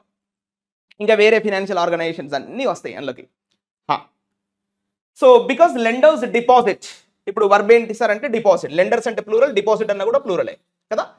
Lenders deposit their dollar reserves with the RBI in exchange for rupees. అగో ఇది కథ. మీకు ఇప్పుడు ఎవరో క్లారిటీ దొరకలేదు, ఇప్పుడు క్లారిటీ వచ్చింది చూడండి. Lenders deposit their dollar reserves అంటే బ్యాంకుల దగ్గర ఏమున్నాయి అని మీరు ఆలోచనలోకి రావాలి. ఇప్పుడు లెండర్స్ అంటే బ్యాంకులే కదా, ఎన్బిఎఫ్సిలే కదా, వాళ్ళ దగ్గర ఏమున్నాయి? డాలర్ రిజర్వులు ఉన్నాయంట. నేను ఎందుకు ఇవ్వాలి? ఆర్బీఐ కంటే కుదరదు. మీకు హెడ్ ఎవరు? ఆర్బీఐ, ఆయన మాటను వినాలి. నేను ఇవ్వను అంటే కుదరదు, లాక్కొని పోతాడు. It's better respect your institution కాబట్టి ఇచ్చేయడం బెటర్ అని మనం ఫీల్ అవ్వాలి ఇక్కడ. సో నేను అదే క్వశ్చన్ వేసాను యాక్చువల్గా, మా ఫ్రెండ్కి ఒక క్వశ్చన్ వేయడం జరిగింది, బ్యాంకులు ఇవ్వకపోతే ఎలా అని. నేను క్వశ్చన్ ఇచ్చినప్పుడు తను ఇచ్చినటువంటి రిప్లై ఏంటంటే, బికాస్ బ్యాంకులని కంట్రోల్ చేస్తుందే ఆర్బీఐ. నువ్వు బ్యాంక్ ఉండాలన్నా పీకేయాలన్నా ఆ సత్తా, సోల్ రైట్ ఎవరికి ఉందంటే ఆర్బీఐకి ఉంది. నువ్వు ఆర్బీఐ మాట వినపోతే ఎలా? నేను ఇవ్వను, నా దగ్గర పెట్టుకుంటా డాలర్స్ అన్ని అంటే కుదరదు, రేపు పొద్దున క్యాన్సిల్ చేస్తారు లైసెన్స్. అది విషయం ఇక్కడ. So lenders deposit their reserves with the RBI. ఈ పలానా పలానా పలానా ఎన్బిఎఫ్సిస్ బ్యాంకుల దగ్గర ఉన్నటువంటి ఆ డాలర్స్ రిజర్వులు ఏవైతే ఉన్నాయో అవన్నీ ఎవరితోని వాళ్ళు ఎవరికి ఇవ్వాలి? ఇక్కడ ఏం లేదు, సింపుల్గా రిజర్వ్స్ విత్ ద ఆర్బీఐ అంటే ఆర్బీఐకి ఇవ్వాలి. ఆర్బీఐ ఏమి ఇస్తుంది మరి ఇన్ రిటర్న్లో? చెప్తున్నాడు ఇన్ ఎక్స్చేంజ్, అంటే in return for rupees. Rupees అనేది బ్యాంకులకు ఇస్తుంది. ఎట్లా ఇస్తుంది మరి? బ్యాంకులకు ఏమైనా బేస్ ఉందా అంటే ఉంది. ఇగో చెప్తున్నాడు, at a predetermined buyback premium. అంటే ఈ ప్రీ డిటర్మిన్డ్ అంటే వాళ్ళు ముందే, ఇగో డిటర్మిన్డ్ అంటే టుక్ ద డెసిషన్, అంటే ముందే నిర్ణయించుకున్నటువంటి ఇద్దరు, అటు ఆర్బీఐ ఇటు బ్యాంకులు కూర్చొని ఒక మాట మాట్లాడుకుంటారు కదా, ఇగో మా దగ్గర ఉన్న డాలర్ రిజర్వ్స్ అన్ని మీకు ఇస్తాం ఆర్బీఐ, తీసుకో ఆర్బీఐ. మరి ఆర్బీఐ ఏమన్నది అప్పుడు? ఓకే మాకు ఇవ్వండి, అప్పుడు మీకు నేను ఆ డాలర్స్ కన్వర్షన్ రూపీ ఏదైతే ఉందో అది నేను మీకు బ్యాంకులకు ఇస్తా. ఏ ప్రకారం ఇస్తా? మనం ముందే మాట్లాడుకున్నటువంటి ఆ రేట్ ఉంది కదా, ఆ రేట్ ప్రకారం ఇస్తా అని ఆర్బీఐ అంటుంది అన్నట్టు. అంటే ఈ రైటర్ చెప్తున్నాడు, రాసినటువంటి పేపర్ రాసినటువంటి రైటర్ చెప్తున్నాడు ఎలా ఇస్తారంట? At a predetermined buyback premium. Premium అంటే ఏం లేదు, డబ్బు, వాళ్ళు అనుకున్నటువంటి ఒక వాల్యూ. ప్రీమియం అంటే ఒక వాల్యూ. ఆ ప్రీమియం ప్రకారంగా మీకు తిరిగి రూపీస్ అనేది చెల్లించబడితే మీ దగ్గర ఉన్న డాలర్ నాకు ఇచ్చేయండి my dear banks and NBFCs అని ఎవరు అడుగుతున్నారు? ఆర్బీఐ అడుగుతుంది. సో ఇంత కథ ఉంది ఇక్కడ. ఇప్పుడు క్లారిటీ దొరికిందా? ఈ ఎక్స్చేంజ్ ఏంటి, ఈ డాలరు రూపీ స్వాపింగ్ ఏంటి అనే క్లారిటీ అర్థమైందా? ఇది మీరు అర్థం చేసుకోవాల్సినటువంటి పాయింట్. అయితే ఆర్థిక రంగం బాగా నడుస్తున్నప్పుడు ఆర్బీఐ ఏం చేస్తుంది? బ్యాంకులన్నిటికీ ఈ డాలర్లు అమ్ముతుంది. అప్పుడు బ్యాంకులు ఏం చేయాలి? బిల్లింగ్గా ఉండాలి, కొనుక్కోవడానికి. నేను కొనుక్కోను, నాకు అవసరం లేదంటే వెళ్ళిపోను ఇండియా నుంచి అంటుంది. అప్పుడు మళ్ళీ ఆర్బీఐ అంటే ఇప్పుడు ఆర్బీఐ ఏం చేస్తుంది? ఇండియాలో ఉన్నటువంటి ఈ ఫినాన్షియల్ సిస్టమ్ని బ్యాలెన్స్ చేయడానికి ఎన్నో రకాల మెజర్స్ తీసుకుంటుంది. అందులో భాగంగా ఇదొక మెజర్. ఇదొక మెజర్ అంటే ఏంది? ఇదొక నిర్ణయం. ఇది ఒక ఒపీనియన్. ఇప్పుడే ఎందుకు ఈ నిర్ణయం వచ్చింది అంటే, రీసెంట్గా ట్రంప్ అమెరికాలో అధికారంలోకి వచ్చాడు. వచ్చిన తర్వాత అక్కడ వాళ్ళకి కార్పొరేట్ ట్యాక్స్ కట్స్ చేస్తామని చెప్పేసరికి వీళ్ళంతా ఇండియన్ స్టాక్ మార్కెట్ ఇన్వెస్ట్ చేసినటువంటి అమెరికన్స్ ఏం చేశారు, వాళ్ళంతా వెళ్ళిపోతున్నారు. సో వెళ్ళిపోతే రూపీకి మళ్ళీ భారం పడుతుంది. సో ఏం చేయాలి అప్పుడు? మనకు ఎక్కువ ఇంపోర్ట్స్ మీద మనం ఆధారపడుతున్నాం. ఇంత 140 కోట్ల మంది ఉన్నప్పటికీ మనం ఇంపోర్ట్ చేసుకున్నటువంటి దశలోనే ఉన్నాం. మన ఇంకా కంపెనీస్ మ్యానుఫ్యాక్చరింగ్ సెక్టార్ కానీ, గూడ్స్ అండ్ సర్వీసెస్ కానీ ఎక్స్పోర్ట్ చేసేటువంటి స్థితిలో మనం లేము. ఇంపోర్ట్ చేయాలంటే ఎక్కువ రూపాయలు చెల్లించాలి. మీకు తెలుసు, ఎక్స్పోర్ట్స్ వల్ల మనకు లాభమే తప్ప నష్టం ఏం లేదు. కానీ ఇంపోర్ట్స్ వల్ల పెద్ద నష్టం జరుగుతుంది భారతదేశానికి. మరి ఇంపోర్ట్ చేసుకోవాలంటే ఎలా చెల్లించాలి? డాలర్స్లోనే చెల్లించాలి. అఫ్ కోర్స్ డాలర్స్లో చెల్లించాలంటే మనం ఎక్కువ రూపాయలు చెల్లించాలి కదా. $100 అనుకో, 100 × 83 అంటే 8,300 రూపాయలు మనం చెల్లించాలి. $1 వాల్యూ అంటే $100 వాల్యూ. $1 కట్టాలంటే మనం ఎన్ని రూపాయలు కట్టాలి? 85 రూపాయలు కట్టాలి. Just imagine. అదే $100 కట్టాలంటే 8,500 రూపాయలు కట్టాలి. మరి మన యొక్క రూపీ వాల్యూ ఇంకా పడిపోతూ ఉంటే ఇబ్బంది అవుద్ది కదా. అందుకే ఈ బ్యాంకుల దగ్గర ఉన్నటువంటి డాలర్ రిజర్వ్స్ ఏవైతే ఉన్నాయో ఆర్బీఐ ఇప్పుడు కొనుక్కుంటుంది. దాని ద్వారా ఇంపోర్ట్స్కి వాడుకుంటుంది. ఇంపోర్ట్స్ వచ్చిన తర్వాత మళ్ళీ ఇంకేమైనా కావాలనుకుంటే ఇంకా బ్యాంకుల దగ్గర నుంచి లాగుతుంది. మళ్ళీ ఎప్పుడైతే ఆర్థిక రంగం ఒక గాడిలో పడగానే మళ్ళీ బ్యాంకులకు ఏం చేస్తుంది ఆర్బీఐ? ఈ డాలర్ రిజర్వ్స్ అనేది మళ్ళీ బ్యాంకుల ద్వారా కొనిపిస్తుంది. అప్పుడు బ్యాంకులు కొనుక్కుంటాయి ఆ డాలర్ రిజర్వ్స్ని. మళ్ళీ ఎప్పుడైనా కష్టం వచ్చినప్పుడు ఇది ఫ్రీక్వెంట్గా జరిగేటువంటి విషయం. సో ఇది అంటే ఇప్పుడు మొత్తంగా ఇండియన్ ఫినాన్స్ సిస్టమ్ని మేనేజ్ చేస్తుంది ఎవరు? ఆర్బీఐ. ఇది మీకు లాజిక్ అర్థమైంది కదా. Let's enter the next line. So ఇందులో సబ్జెక్ట్ వర్బ్ క్లియర్ కదా. గ్రామటికల్ పాయింట్ ఆఫ్ వ్యూలో, ఇంగ్లీష్ గ్రామటికల్ పాయింట్ ఆఫ్ వ్యూలో, the combined effect will inject approximately 1.3 trillion rupees in the Indian banking system, in the Indian financial system, because the lenders deposit their dollar reserves with the RBI. ఆర్బీఐతోని ఆ బ్యాంకులన్నీ కూడా reserve చేస్తాయి, ఆర్బీఐకి ఇచ్చేస్తున్నాయి డాలర్లు, తీసుకో RBI అని ఇచ్చేస్తున్నాయి. అది దాని యొక్క meaning. In exchange for what? Rupees. మరి ఎలా ఇచ్చేస్తుంది? ఏమైనా బేస్ ఉందా అంటే ఉంది. అంటే ప్రీ డిటర్మిన్డ్ అంటే ఏమంటుందని ముందుగానే నిర్ణయించినటువంటి వాల్యూ ప్రకారంగా అని దాని యొక్క మీనింగ్.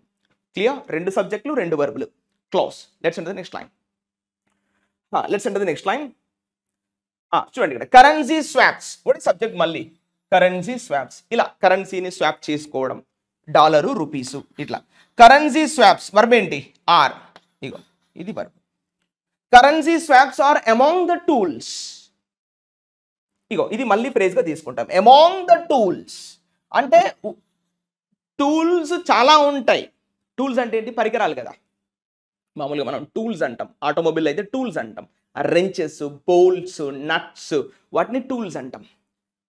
మరి ఇక్కడ టూల్స్ అంటే ఫినాన్స్ని మేనేజ్ చేయడానికి ఉపయోగపడేటువంటి కొన్ని standards.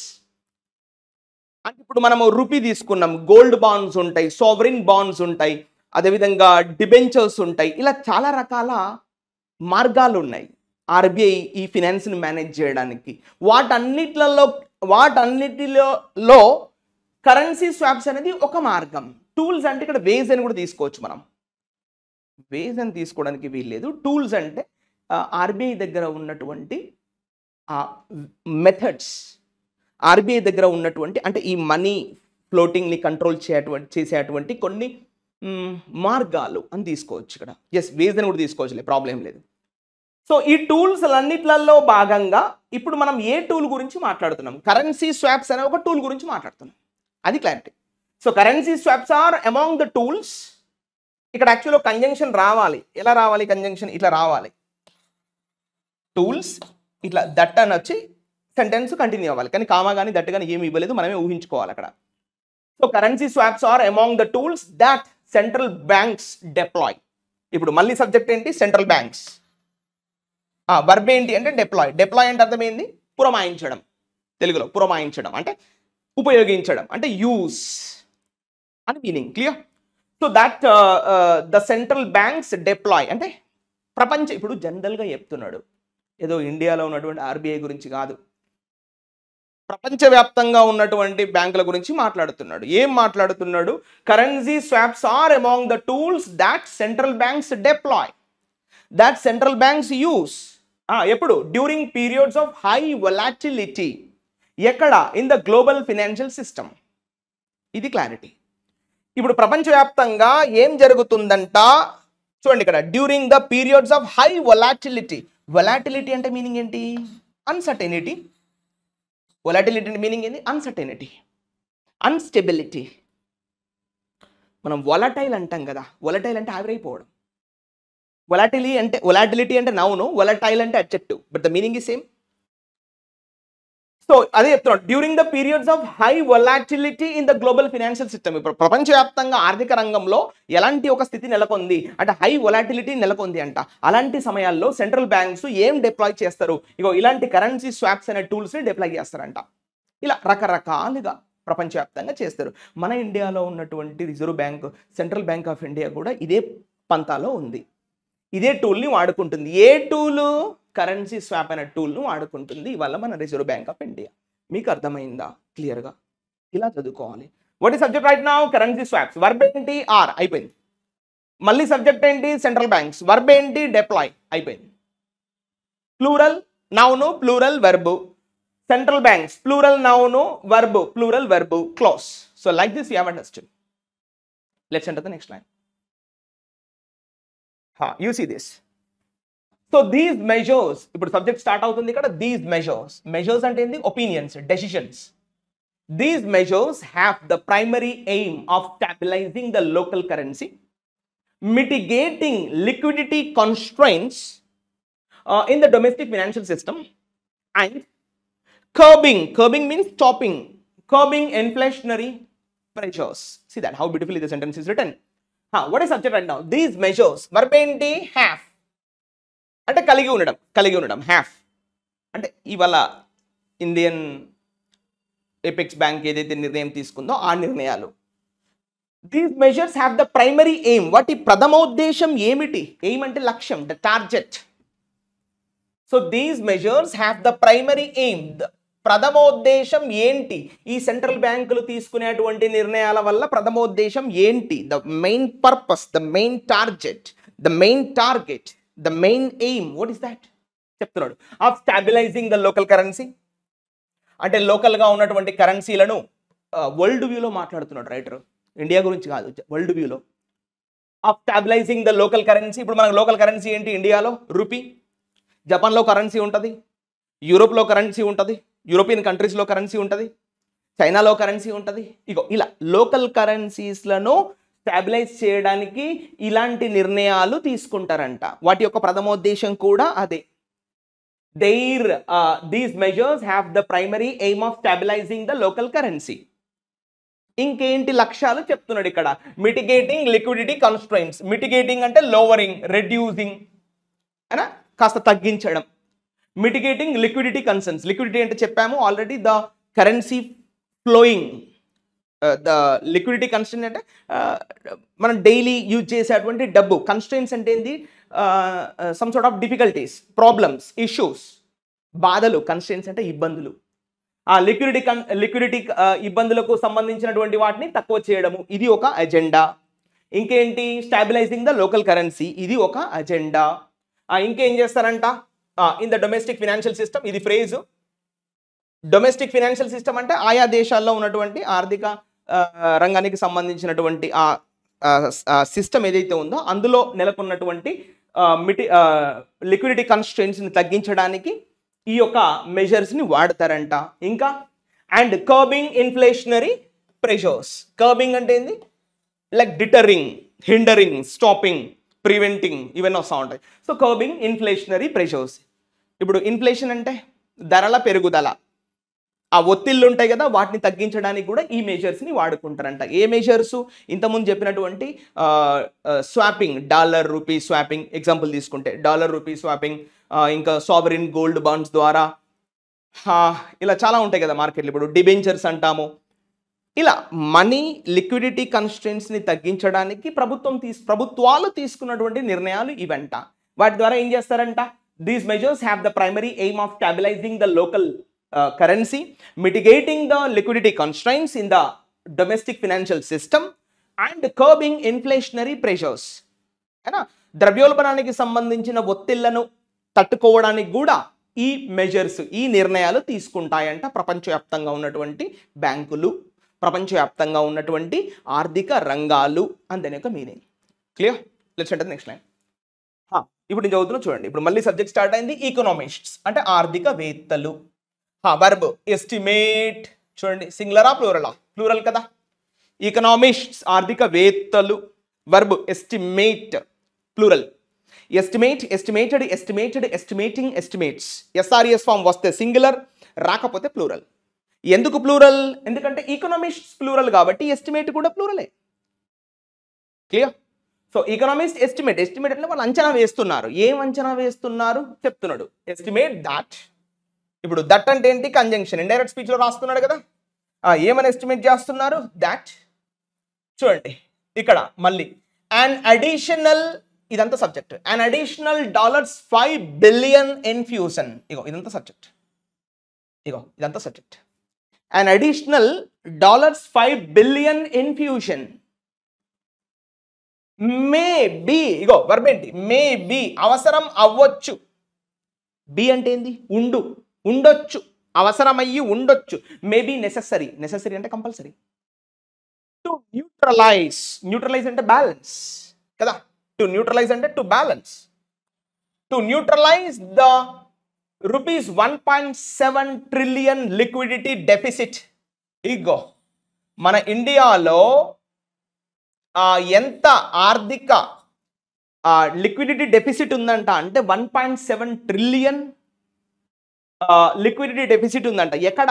In India's banking system. మన భారత ఆర్థిక బ్యాంకింగ్ రంగంలో ఎంత డెఫిసిట్ ఉందంట? 1.7 trillion రూపీస్ డెఫిసిట్ ఉందంట.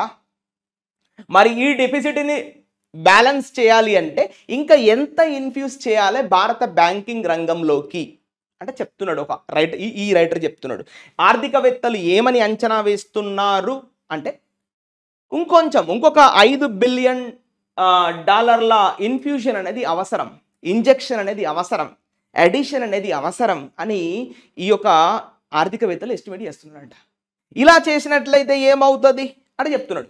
మన భారత బ్యాంకింగ్ రంగంలో 1.7 trillion రూపీస్ లిక్విడిటీ డెఫిసిట్ ఉందంట.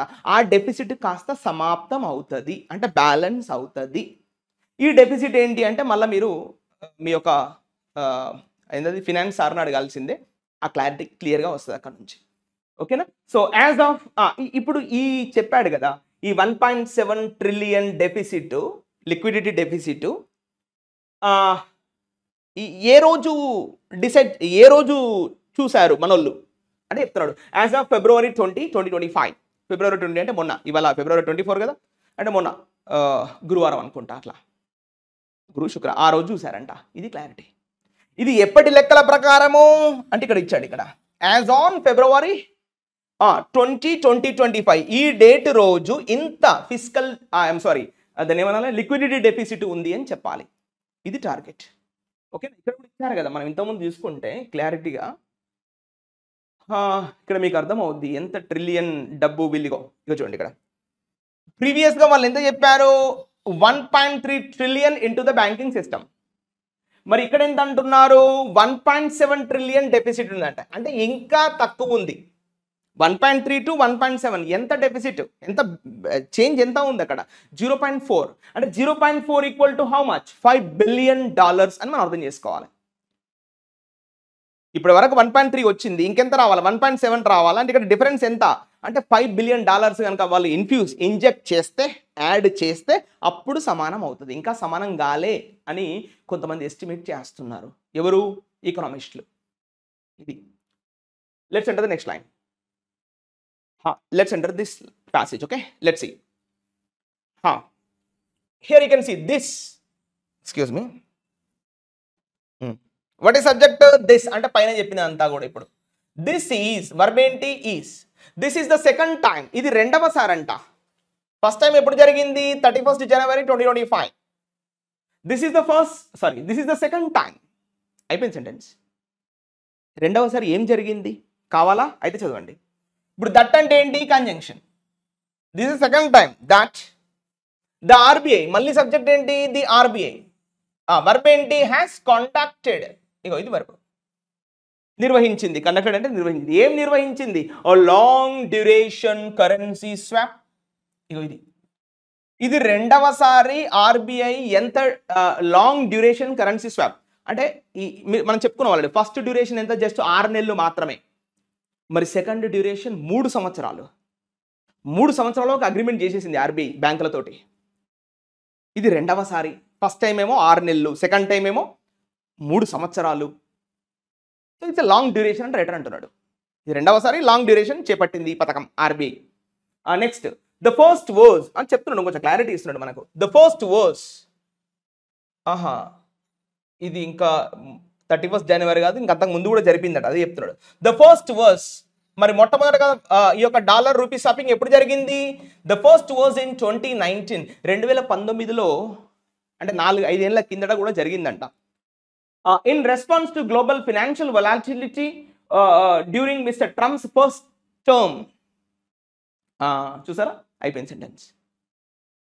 చూడండి ఇక్కడ, ద ఫస్ట్ వాజ్ ఇన్ 2019 2019లో ఆల్రెడీ స్వాపింగ్ జరిగిందంట. 2019 పక్కన ఏమిచ్చాడు? కామా ఇచ్చాడు, అంటే దాని గురించి ఏదో చెప్తున్నాడు. ఇన్ రెస్పాన్స్ టు, మరి ఎందుకు అప్పుడు ఎందుకు చేశారు అంటే చెప్తున్నాడు. ఇన్ రెస్పాన్స్ టు, తదనుగుణంగా అప్పుడు ఏమైంది అంటే చెప్తున్నాడు. గ్లోబల్ ఫినాన్షియల్ వొలాటిలిటీ, ప్రపంచవ్యాప్తంగా ఆర్థిక అస్థిరత నెలకొందంట. ఎందుకు నెలకొంది మరి? అప్పుడు 2019లో బాగానే ఉండాలి కదా అంటే చెప్తున్నాడు. గ్లోబల్ ఫినాన్షియల్ వొలాటిలిటీ జరిగింది. ఎప్పుడు జరిగింది? డ్యూరింగ్ మిస్టర్ ట్రంప్స్, ఇగో ఇది మళ్ళీ ఫ్రేజ్గా తీసుకుంటాం, during mister Trump's first term. Term అంటే తన యొక్క పదవీ కాలం. 2019లో ఫస్ట్ టైం అయినా ప్రెసిడెంట్గా కావడం జరిగింది యుఎస్లో, ద యుఎస్. అప్పుడు జరిగిందంట. అమిడ్ అంటే చెప్పాంగా, ఇన్ ద మిడిల్ ఆఫ్, ఈ మధ్యలో, ఏ మధ్యలో చెప్తున్నాడు, in the middle of trade tariff tensions. Trade అంటే వర్తకం, టారిఫ్ అంటే ట్యాక్సెస్, టెన్షన్స్ అంటే ఆందోళనలు. Trade tariff tensions and tax cuts. ఇగో అప్పట్లో కూడా ఇవే టెన్షన్లు, ట్రంప్ వస్తే ఇవే టెన్షన్లో ఉంటున్నాడు ఇండైరెక్ట్గా. అప్పట్లో కూడా ఏం జరిగిందంట? ట్రేడ్ టారిఫ్ టెన్షన్స్ అంటే వర్తక సుంకానికి సంబంధించిన ఆందోళనలు మరియు ట్యాక్స్ కట్స్. అప్పట్లో కూడా ట్యాక్స్ పెద్ద ఎత్తున కట్ చేయడం జరిగిందంట అమెరికా వాసులకి. అప్పుడు ఇదే పంత, ఇప్పుడు వచ్చాడు 2025లో, ఇప్పుడు ఇదే కథ అని రైటర్ అంటున్నాడు. సో ఇది క్లియర్ కదా. Next line. So however writer is giving the conclusion. ఇక చివరికి వచ్చాడు కంక్లూషన్. సరే, ఇవన్నీ పక్కన పెడితే, అన్లైక్ 2019, అన్లైక్ అంటే అలా కాకుండా, నాట్ లైక్ దాట్, 2019లా కాకుండా మరి 2025లో ఏం చేశారు అని చెప్తున్నాడు అన్నట్టు. లైక్ అంటే ఆ విధంగా, అన్లైక్ అంటే అలా కాకుండా. లైక్లీ, ఇక్కడ ఇంకో పదం ఉంది, లైక్లీ అనే పదాన్ని కూడా ప్రయోగిస్తారు అప్పుడప్పుడు. లైక్లీ అంటే పాసిబిల్లీ, ప్రొబబిల్లీ, అప్రాక్సిమేట్లీ అన్న మీనింగ్ వస్తుంది అది. కానీ ఇక్కడ లైక్ అన్లైక్ అంటే ఆ విధంగా అలా కాకుండా అనే మీనింగ్స్ వస్తాయి. చూడండి, దానికి దీనికి చాలా తేడా ఉంది. అన్లైక్ అంటే నాట్ లైక్ దాట్, అలా కాకుండా, 2019లా కాకుండా 2025లో ఏం చేశారు చెప్తున్నాడు. అఫ్ కోర్స్ 2019 గురించి ఇంకొంచెం ఏదో ఇన్ఫర్మేషన్ చెప్తున్నాడు, చూసుకోండి. అందుకే రిలేటివ్ ప్రొనౌన్ ఏమి ఇచ్చాడు సార్? వెన్ ఇచ్చాడు. ఈ వెన్ ఎందుకు ఇచ్చాడు అనే పదం మనం ఆలోచిస్తే, దీని ముందున్నటువంటి పదం ఏంటి? 2019 టైం కదా, అందుకే వెన్ను వాడాడు. అదొక ప్లేస్ అయితే వేరు వాడేవాడు, టైం కాబట్టి వెన్ను వాడాడు. అంటే 2019 గురించి చెప్తున్నాడు. అప్పుడు ఏం జరిగింది చెప్తున్నాడు. When India's foreign exchange reserves, ఇగో ఇది సబ్జెక్ట్ తీసుకోవచ్చు, మళ్ళీ రిలేటివ్ ప్రొనౌన్ కదా, ఈ సబ్జెక్ట్ తీసుకోవచ్చు. When India's foreign exchange reserves అంటే మన భారతదేశంలో ఫారిన్ ఎక్స్చేంజ్ రిజర్వ్స్ అంటే నిల్వలు. Foreign exchange reserves were rising. అప్పట్లో పెద్ద ఎత్తున మన ఇండియాలోకి ఫారిన్ ఎక్స్చేంజ్ రిజర్వ్స్ వచ్చాయంట. ఇప్పుడు 2019లో ఎన్ష్యూరింగ్ డాలర్ అవైలబిలిటీ. మరి అప్పుడు పెద్ద ఎత్తున రిజర్వ్స్ వస్తే మన దగ్గర ఏమున్నట్టు? ఇగో చెప్తున్నాడు. ఇది జెరెండియల్ ఫ్రేజ్ గా తీసుకుంటాం మనం, ఇది చదవాల్సిన అవసరం లేదు. Ensuring dollar availability, ensuring dollar availability while rupee liquidity remained constrained. ఇదేంది భయ్ ఇట్లా రాసాడు? ensuring dollar availability, okay while rupee liquidity remained constrained. ఇది కొంచెం వెరైటీగా ఉంది, but okay, let's understand like this. Unlike 2019 ఇప్పుడు ఒకటి, ఈ అన్లైక్ 2019 తర్వాత ఏమి ఇచ్చాడు? కామా ఇచ్చాడు కదా. ఈ కామా నుంచి let's do like this, otherwise ఈ పెన్ తీసుకుందాం. ఇప్పుడు ఇక్కడి నుంచి ఈ వెన్ను నుంచి ఈ రైజింగ్ వరకు మనం హోల్లో పెట్టుకోవాలి, చదవద్దు. అన్లైక్ 2019 ఇంకా రాలేదు క్లారిటీ. అన్లైక్ 2019 ఇగో ఇక్కడ రావాలి డైరెక్ట్గా క్లారిటీకి. ఇప్పుడు నేనేం చెప్తున్నా మీకు, ఈ వెన్ను నుంచి ఈ కన్స్ట్రైన్డ్ వరకు మీరు హోల్లో పెట్టండి, ఈ భాగాన్ని చదవద్దు. అది 2019లో ఏం జరిగిందో ఆ విషయాలు చెప్తున్నాడు. మీరు కావాలంటే చదువుకోండి, లేదంటే వదిలేయండి. కాకపోతే మనం ఫోకస్ చేస్తాం, అది వేరే విషయం. ఇప్పుడు ఈ సెంటెన్స్ని ఎలా అర్థం చేసుకోవాలనేది ఇక్కడ నేను చెప్తున్నా. అన్లైక్ 2019 2019లా కాకుండా ఇగో ఇక్కడ రావాలి డైరెక్ట్గా. టుడే సిచ్యువేషన్, ఇగో డైరెక్ట్ ఇక్కడ సబ్జెక్ట్ ఇది. టుడే సిచ్యువేషన్, ఇగో ఇది verb. Today situation is more challenging, ఇగో ఇది వర్బ్. 2019లా కాకుండా 2025 ఫిబ్రవరిలో సిచ్యువేషన్ అనేది చాలా కష్టంగా ఉంది అని రైటర్ యొక్క ఉద్దేశం. మీకు అర్థమైందా? Today situation is more challenging, చాలా సవాలుగా మారింది వాళ్ళ పరిస్థితి అని రైటర్ చెప్తున్నాడు. చాలా డిఫికల్ట్గా మారింది అని చెప్తున్నాడు. మరి 2019లో ఏం జరిగింది మీకు కావాలా అయితే చదువుకోండి. వెన్ ఇండియా, అప్పుడు India's foreign exchange reserves were rising, భారతదేశంలో ఫారిన్ ఎక్స్చేంజ్ నిల్వలు పెరుగుతూ ఉండేవి అప్పట్లో. ఫారిన్ ఎక్స్చేంజ్ అంటే బెస్ట్ ఏంటి? డాలర్ వచ్చింది భారతదేశానికి ఎక్కువగా. ఎన్షూరింగ్ డాలర్ అవైలబిలిటీ, ఎన్షూరింగ్ అంటే మేక్ షూర్, హామీ ఇవ్వడం. ఎన్షూరింగ్ డాలర్ అవైలబిలిటీ అంటే డాలర్ భారతదేశంలో ఉండేలా చూసుకోవడం, ఆ హామీలు ఇవ్వడం భారత reserve bank. While rupee liquidity remained constrained. ఈ క్లారిటీ నాకు అర్థం కాలేదు, బట్ ఓకే. అంటే ఓ పక్క డాలర్ అవైలబిలిటీ చూసుకుంటూనే, ఓ పక్క డాలర్ అవైలబిలిటీ చూసుకుంటూనే వైల్ ఇదే సమయంలో రూపీ లిక్విడిటీ అంటే మన రూపీ యొక్క చలామణి, లిక్విడిటీ అంటే యొక్క usage in the with respect to cash. So rupee liquidity remained constrained. Constrained అంటే స్టాప్డ్, obstructed, restricted, prevented. ఓ పక్క డాలరు విలువలు వచ్చినప్పటికీ 2019లో రూపీ లిక్విడిటీ అనేది ఎలా ఉండిపోయిందంట? కాన్స్ట్రైన్డ్గా ఉండిపోయిందంట. రిమైన్డ్ కన్స్ట్రైన్డ్, ఇలా ఉండిపోయింది. Remained stopped, remained obstructed, remained constrained, remained లిమిటెడ్గానే మారిపోయిందంట. ఓ పక్క ఫారిన్ రిజర్వ్లు వచ్చినప్పటికీ మరి రూపీ వాల్యూ మాత్రం, లిక్విడిటీ మాత్రం మార్కెట్లో లేదు 2019లో. ఓ పక్క మంచి ఫారిన్ రిజర్వ్లు వస్తున్నాయి, కానీ ఇప్పుడు 2025లో కనీసం ఫారిన్ రిజర్వ్లు వచ్చుడు పక్కన పెడితే ఉన్నాయి పోతున్నాయి స్టాక్ మార్కెట్లోకి వెళ్ళి అని రైటర్ భావిస్తున్నాడు. అది క్లారిటీ. క్లియర్? అదే next line. Here we can read between October 2024 and February 21st 2025. ఇగో ఇది మనం ఫ్రేజ్గా తీసుకుంటాం. ఇది జస్ట్ ఒక ఫ్రేజ్గా తీసుకుంటాం. అడ్వర్బియల్ ఫ్రేజ్ అని చెప్పొచ్చు, బికాస్ ఇండికేటింగ్ ద టైం.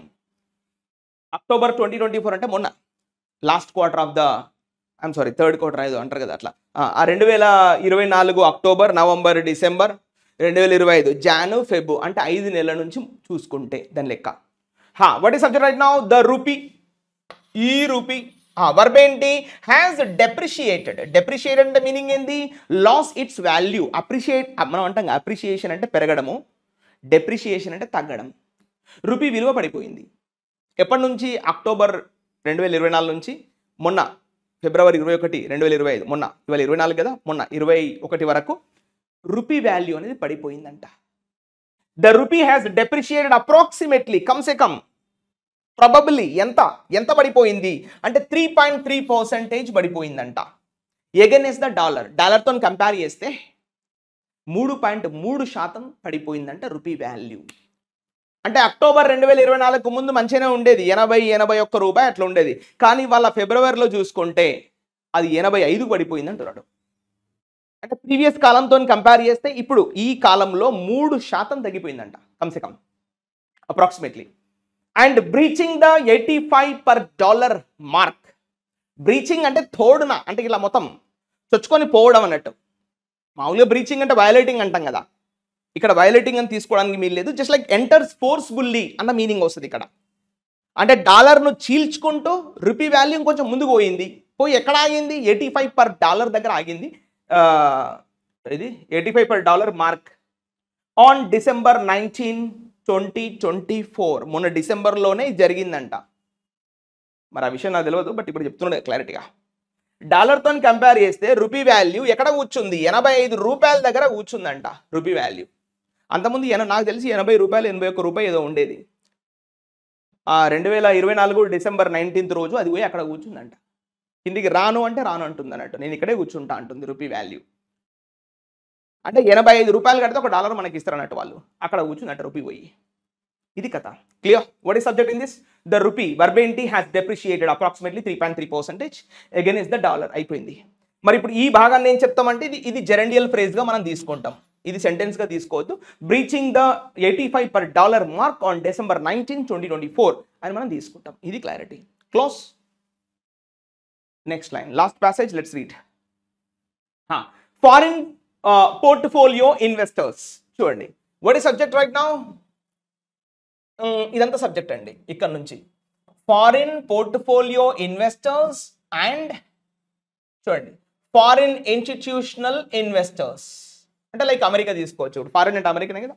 అంటే అమెరికాలో ఉన్నటువంటి ఇన్వెస్టర్స్. ఇక్కడ పోర్ట్ఫోలియో ఇన్వెస్టర్స్ అంటే ఏం లేదు, కొంచెం హైలీ కొంచెం మేజర్ ఇన్వెస్టర్స్ అన్నట్టు. యాక్చువల్గా what is the meaning of portfolio అంటే చూడండి, మామూలుగా మీరు మీనింగ్ చూసే ఉంటారు. పోర్ట్ అంటే మీనింగ్ ఏంటంటే క్యారీ. దీనికి ఒక ఎక్స్ప్లెనేషన్ ఉంది మార్కెట్లో. మీకు వన్ వర్డ్ సబ్స్టిట్యూషన్లో అడగచ్చు ఈ పదం పోర్ట్ఫోలియో అంటే. పోర్ట్ అంటే మీనింగ్ ఏంటంటే క్యారీ, మోసుకెళ్ళడం ఏదైనా. మనం పోర్టబుల్ టీవీ అంటాం కదా, అంటే మనం ఎక్కడికి అక్కడికి మోసుకెళ్ళచ్చు దాన్ని. That's called portable TV. అయితే దీనికి పదాలు చూడండి ఎట్లా ఉన్నాయో మార్కెట్లో. మరి ఎయిర్పోర్ట్ అంటే గాల్లో మోసుకెళ్ళడం. ఎయిర్ అంటే గాలి, పోర్ట్ అంటే క్యారీ. అంటే గాల్లో మోసుకెళ్ళడాన్ని ఏమంటారు? ఎయిర్పోర్ట్. మరి సముద్రం మీద మోసుకెళ్తే సీ పోర్ట్. మరి రోడ్డు మీద మోసుకెళ్తే ట్రాన్స్పోర్ట్. ఇలా మరి ఏమైనా పత్రాలను మోసుకెళ్తే ఇగో ఫోలియో అనే దానికి ఇంగ్లీష్లో మీనింగ్ ఏంటంటే లీవ్స్, పత్ర దళాలు అంటాం తెలుగులో. అంటే carrying the important documents is called what? Portfolio అని మనకు మీనింగ్ వస్తుంది ఎగ్జామ్లో. బాబు పోర్ట్ అంటే క్యారీ, ఫోలియో అంటే లీవ్స్, పత్రాలు, ఆకులు. So carrying the important documents, what we call that? Portfolio. ఇక్కడ ఏం పడాడు మనకు? ఫారిన్ పోర్ట్ఫోలియో ఇన్వెస్టర్స్ అంటే ఇంపార్టెంట్ ఇన్వెస్టర్స్ అన్న విధంగా తీసుకోవచ్చు కదా. అండ్ ఫారిన్ ఇన్స్టిట్యూషనల్ ఇన్వెస్టర్స్, ఇది సబ్జెక్ట్. మరి వర్బ్ ఏంటి ఇక్కడ అంటే హ్యావ్ విత్ డ్రాన్. ఇగో withdrawn means just like ఇంతకుముందు మాట్లాడుకున్నాం కదా, flight of something foreign investors అని. సో ఆ పదం ఇక్కడ తీసుకుంటాం. సో హ్యావ్ ఆల్సో విత్డ్రాన్ రఫ్లీ $31 billion from Indian equity markets. ఇగో ఇదంతా ఆబ్జెక్ట్ అండి. సో రఫ్లీ కమ్సే కమ్ ఎంత ఇండియన్ మార్కెట్ల నుంచి వాళ్ళు విత్డ్రాన్ చేసుకొని వెళ్ళిపోయారంట అంటే $31 billion డబ్బు మన ఎక్కడి నుంచి మరి ఎస్పెషల్గా అంటే ఇదంతా కూడా ఫ్రేజ్ లాగా తీసుకుంటాం. ఎక్కడి నుంచి అంటే from Indian equity markets. Equity markets అంటే మరేదో కాదు సార్, షేర్ మార్కెట్స్నే ఈక్విటీ మార్కెట్స్ అని కూడా అంటాం. ఈ పదం మీరు చూసి కన్ఫ్యూజ్ అవ్వద్దు. ఈక్విటీ మార్కెట్ అంటే షేర్ మార్కెట్స్ నుంచి ఇంత డబ్బు విత్డ్రా చేసుకుని పోయారు. ఎందుకు పోయారు? ట్రంప్ అనౌన్స్మెంట్ చేశాడు, మీకు కార్పొరేట్ ట్యాక్స్ కట్స్ విధిస్తున్నా, మీరు చక్కగా మీ పనులు చేసుకోండి అని అనౌన్స్మెంట్ చేసరికి అందరూ డ్రా చేసుకొని వెళ్ళిపోయారు. ఇది కదా. Next, since December 2024 what is subject right now? The RBI. ఇగో మళ్ళీ సబ్జెక్ట్ ఏంటి? The RBI. వర్బ్ ఏంటి అంటే హ్యాస్ సోల్డ్, అమ్మింది. ఏం అమ్మింది? Has sold and estimated $111.2 billion, about 18% of its foreign exchange reserves. అచ్చా, ఇక క్లారిటీ ఇస్తున్నాడు అబ్బా, ఏం లేదు ఇక్కడ. వాట్ ఈ సబ్జెక్ట్? ఆర్బీఐ. వర్బ్ ఏంటి? Has sold. ఆబ్జెక్ట్ ఏంటి? హ్యాస్ అన్ ఎస్టిమేటెడ్ $111.2 billion ఉన్నటువంటి డబ్బు ఏదైతే ఉందో దాన్ని అమ్మేశాడు ఈక్విటీ మార్కెట్ రూపంలో. అంటే ఇది చెప్తున్నాడు, ఈ క్లారిటీ ఇస్తున్నాడు. ఎంత మరి ఈ 111.2 billion అంటే ఎంత అంటే కమ్సే కమ్ చెప్తున్నాడు about 18% of it's foreign exchange reserves. మన భారతదేశంలో ఈ ఫారిన్ ఎక్స్చేంజ్ రిజర్వ్స్ ఉన్నాయి కదా, వీటిలో దాదాపు 18% ఆర్బీఐ అమ్మేసింది అని రైటర్ చెప్తున్నాడు. క్లారిటీ ఇస్తున్నాడు అంతే. ఎందుకు అమ్మేసింది మరి? ఊరికినే కాదు, టు స్టాబిలైజ్ ద రూపీ. ఈ రూపీని బ్యాలెన్స్ చేయడానికి, అమ్మేసిందంట RBI. Close. And next given these conditions, ఇక్కడ గివెన్ అంటే అర్థమైంది ఇన్ అడిషన్ టు, పైన ఇచ్చినటువంటి కండిషన్స్ ప్రకారంగా, షరతుల ప్రకారంగా the latest long term currency swap, what is subject right now, the latest long term currency swap, ఇగో ఇదంతా సబ్జెక్ట్.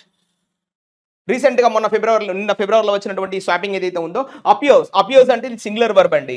స్వాప్ అంటే నౌన్ సింగులర్, అపియోస్ అంటే వర్బ్ కూడా singular. Swap appears to be a necessity అంటే compulsory, rather than a proactive measure. అంటే ఇప్పుడు proactive measures అంటే అడ్వాన్స్గా తీసుకునేటువంటి నిర్ణయాలు. ఇప్పుడు చెప్పాను ఆల్రెడీ, మెజర్ అంటే నిర్ణయం, డెసిషన్, ఒపీనియన్. ప్రోయాక్టివ్ అంటే ఏంది అంటే కొంచెం అడ్వాన్స్ అన్న మీనింగ్ వస్తుంది. ఇదేదో అడ్వాన్స్గా తీసుకునేటువంటి నిర్ణయం కాదు, అయినా భారతదేశం తీసుకున్నటువంటి అడ్వాన్స్గా తీసుకున్న నిర్ణయం కాదు, నెసెసిటీ. తీసుకోకపోతే రేపు పొద్దున రూపీ వాల్యూ ఇంకా పడిపోయే అవకాశం ఉంది, అందుకనే ఈ నిర్ణయం తీసుకుంది ఆర్బీఐ అని ఈ రైటరు ఆరోపిస్తుంటే డైరెక్ట్గా. Clear? Next line. This the last line, last passage, let's read. Indian banks, what is subject right now? Indian banks. Verb ఏంటి? Must capitalise. క్యాపిటలైజ్ అంటే ఏంటి? To increase. జనరల్గా క్యాపిటలైజ్ అంటే క్యాపిటల్ అంటే టు ఇంక్రీజ్. ఇండియన్ బ్యాంక్స్, భారతదేశంలో ఉన్న బ్యాంకులు must capitalise on this liquidity infusion. ఇప్పుడు మీనింగ్ మారిపోతుంది చూడండి. ఇక్కడ ఇప్పుడు భారతదేశంలోకి లిక్విడిటీ ఇన్ఫ్యూషన్ జరిగింది కదా, ఈ డాలర్ రూపీస్, ఇగో ఇది మళ్ళీ మనం ఫ్రేజ్గా తీసుకోవాలి. సారీ, నేను దీన్ని వేరే ఇంక్లో రాస్తా. So Indian banks must capitalise on this liquidity infusion by continuing to extend credit, ensuring, ఇది gerundial phrase, ensuring that the cycle of capital investment, employment generation, wage growth and consumer demand. ఓహో, ఇది ఇక్కడ ఇచ్చిండా. And consumer demand remains intact. Intact అంటే keep in touch with. Intact, contact, retract, tactile, tactics, చూడండి ఇవన్నీ ఒకటే పదాలు. ఇప్పుడు ఏమంటున్నారు రైటర్ చూద్దాం. The Indian banks must capitalise. Capitalise అంటే ఏం లేదు, must use. Indian banks must use or must depend, ఇలా కూడా తీసుకోవచ్చు. Indian banks must depend on this liquidity infusion. ఇవాళ అంటే కేంద్రలో ఉన్నటువంటి ఆ రిజర్వ్ బ్యాంక్ ఆఫ్ ఇండియా కలగజేసుకొని బ్యాంకులు ఇబ్బందుల్లో పడుతున్నాయని చెప్పేసి డాలర్ వాల్యూ ప్రకారంగా డబ్బులు ఇండియన్ బ్యాంకుల్లో పెట్టింది. మరి పెట్టినటువంటి డబ్బులను బ్యాంకులు ఏం చేయాలి? వాడుకోవాలి. మళ్ళీ కామ్గా ఉంటే కుదరదు, రూపీ వాల్యూ ఇంకా పడిపోతుంది. So Indian banks must capitalise అంటే must depend on this liquidity infusion, లేదా మస్ట్ యూస్, వాడుకోవాలి. ఎలా వాడుకోవాలి అంటే by continuing to extend credit. Extend credit అంటే ప్రజలకి, క్రెడిట్ అంటే మీనింగ్ ఏంటి? అప్పు ఇవ్వడం. ఇది బ్యాంకింగ్ ఇండస్ట్రీలో క్రెడిట్ అంటే మీనింగ్ ఏంటంటే అప్పు ఇవ్వడం.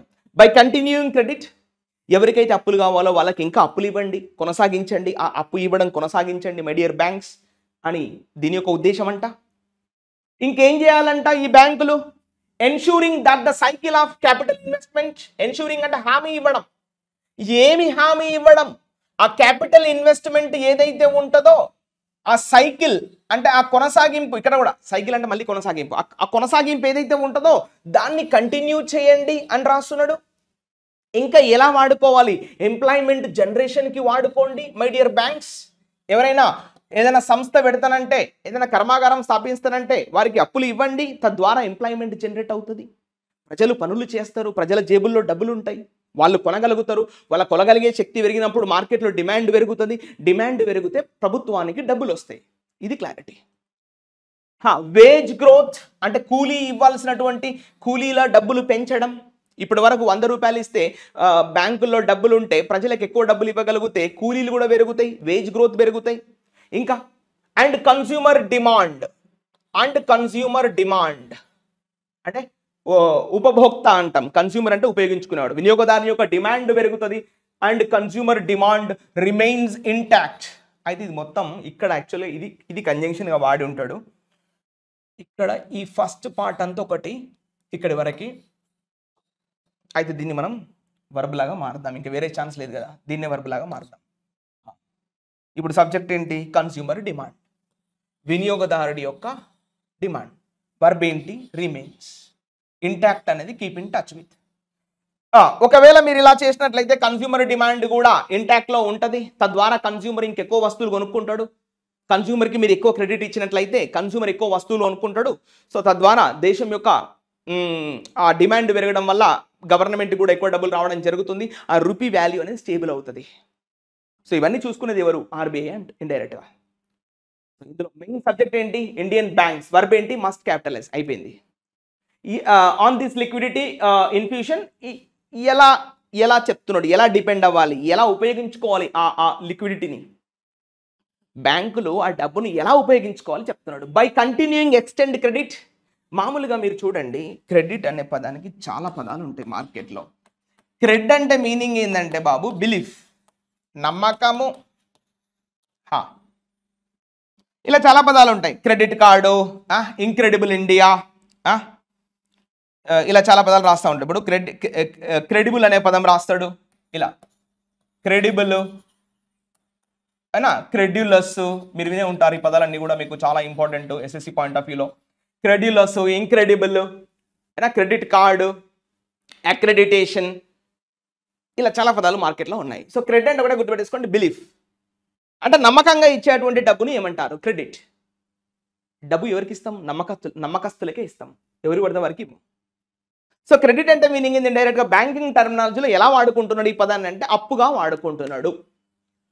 నో క్రెడిట్ అని రాస్తా ఉంటాడు బయట షాపులలో. అంటే నో అప్పు, నేను నీకు అప్పు ఇవ్వను, నీకు కావాల్సిన వస్తువు తీసుకుపోకని డబ్బులు కట్టు అని దాని యొక్క మీనింగ్. నో క్రెడిట్ అంటే నో బిలీఫ్, నమ్మకం లేదు ద్వారా నీ మీద నాకు, నీకు ఏమైనా కావాలనుకుంటే డబ్బులు కట్టి తీసుకొని పో. సో అది consumer demand remains intact. Consumer demand కూడా మనకు టచ్లోనే ఉంటుంది. తద్వారా ఎక్కువ వస్తువులు కొనగలుగుతారు. అందుకే నేను ఈ లిక్విడిటీ ఇన్ఫ్యూజన్ చేస్తున్నా మై డియర్ బ్యాంక్స్. తద్వారా ప్రజలకి హెల్ప్ఫుల్ చేయండి, ప్రజల జేబుల్లో డబ్బులు పెట్టండి మీరు అని ఆర్బీఐ బ్యాంకులను కోరుకుంటుంది.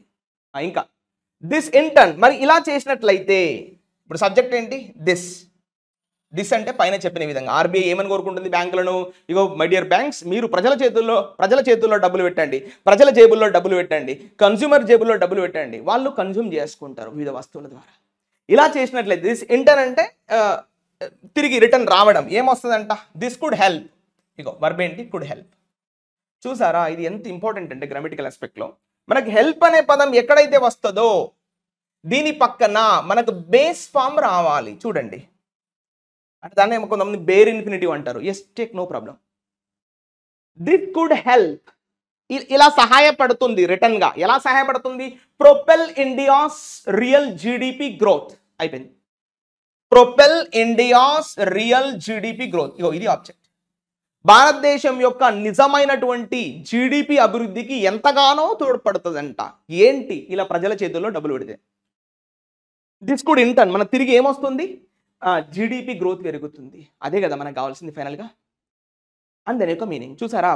హెల్ప్ అనే పదం ఎక్కడైతే వస్తుందో గుర్తుపెట్టుకోండి. పక్కన బేర్ ఇన్ఫినిటివ్ రావాలి. సార్ ఎగ్జామ్లో కావాలనే 2+B1 ఇస్తాడు. కాదు, this could help to propel కాదు, this could help propel. Bare infinitive.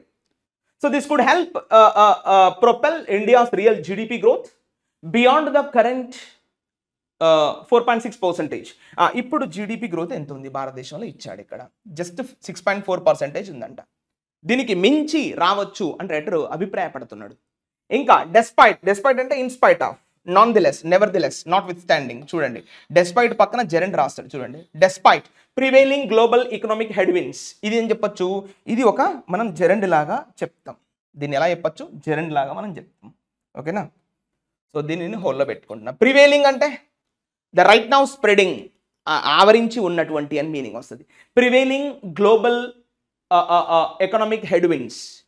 ఇవాళ ప్రపంచ ఆర్థిక ఎదురుగాలులు వీస్తున్నాయి.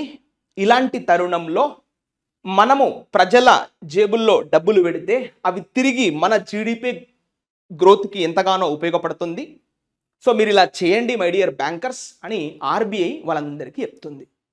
సో ఇది క్లారిటీ, ఇది extra information. Prevailing global economic headwinds అంటే మీనింగ్ ఏంటి? Some difficulties, some constraints, some restrictions, some obligations, some difficulties, issues. ఎదురుగాలులు అంటాం. Head అంటే తల, విండ్ అంటే గాలి వచ్చి తాకడం. మనం గాలికి ఎదురుంగా పోవడం it's very tough. That's what actually return here head winds. Head winds అంటే డిఫికల్టీస్, ఎదురుగాలులు వీస్తున్నాయి వాళ్ళ ప్రపంచవ్యాప్తంగా. ఎక్కడ అంటే ఎకనామిక్ రంగంలో అని రెడర్ యొక్క ఉద్దేశం. ఓకేనా. ఈ ప్యాసేజ్ మొత్తంగా మనం తీసుకుంటే ఇది సజెస్టివ్ అని చెప్పొచ్చు. The positive aspect that to suggestive మేనర్లో ఉంది ఈ యొక్క ప్యాసేజ్ అని మనం చెప్పొచ్చు. సో ఓకేనా. సో ఈ విధంగా మీరు డైలీ చదవడం వల్ల ఆ క్లారిటీ అనేది రావడం జరుగుతుంది. చూడండి, వాళ్ళ ఆర్బీఐ గురించి ఇంత డీప్ డిస్కషన్ చేయడం జరిగింది. సో రేపొద్దున ఆర్బీఐకి సంబంధించిన ఫిల్ ఇన్ ద బ్లాంక్ కానీ, లేదా ఏమైనా క్లోజ్ టెస్ట్ కానీ, లేదా ఏమైనా రీడింగ్ కాంప్రిహెన్షన్ కానీ, ఇవన్నీ ఇంటర్లింకింగ్గా ఉంటాయి. రీఅరేంజ్మెంట్ కానీ మీరు ఆల్రెడీ గంట సేపు చదివారు, సో క్లారిటీ వచ్చింది. రేపొద్దున ఫిల్ ఇన్ ద బ్లాంక్ ఎలా వచ్చినా కూడా మీరు ఇది అని చెప్పగలరు. గల కారణం ఏంటి? Because you red almost. అంటే ఇప్పుడు ఇవాళ February 24th కదా, చూడండి మళ్ళీ విదిన్ 1 monthలో ఇంకో ప్యాసేజ్ వస్తుంది ఆర్బీఐ గురించి. ఇవాళ February 24th. I will remind you this one also very soon in the future. Today is February 24th. మళ్ళీ చూడండి, మీరు March 24 లోపు మళ్ళీ ఒకసారి ఆర్బీఐ గురించి ఏదో ఒక ఎడిటోరియల్ అనేది మనం పేపర్లో చూడగలం. సో మీరు ఆల్రెడీ ఆర్బీఐ గురించి చదువుకున్నారు. ఆర్బీఐలో సిస్టమ్ ఎలా ఉంటుంది, ఈ యొక్క డాలర్ రూపీ స్వాపింగ్ ఎలా ఉంటుంది అనే విషయం మీరు ఆల్రెడీ నేర్చుకున్నారు. దానివల్ల ఇప్పుడు ప్రీవియస్గా 2019లో జరిగిందంట స్వాపింగ్, మళ్ళీ 2025 ఫిబ్రవరిలో జరిగింది, January 31st 2025లో జరిగింది. ఇన్ని విషయాలు తెలుసుకున్నారు కదా. So that's enough. This is with respect to English point of వ్యూలో ఇది 100% సఫిషియంట్. సో ఈ విధంగా చదవమని మనం 100% ప్రతి ఒక్క స్టూడెంట్ని రిక్వెస్ట్ చేయడం జరుగుతుంది. ఒకవేళ మీకు చదవడం ఇబ్బంది అయితే వాచ్ ద వీడియో.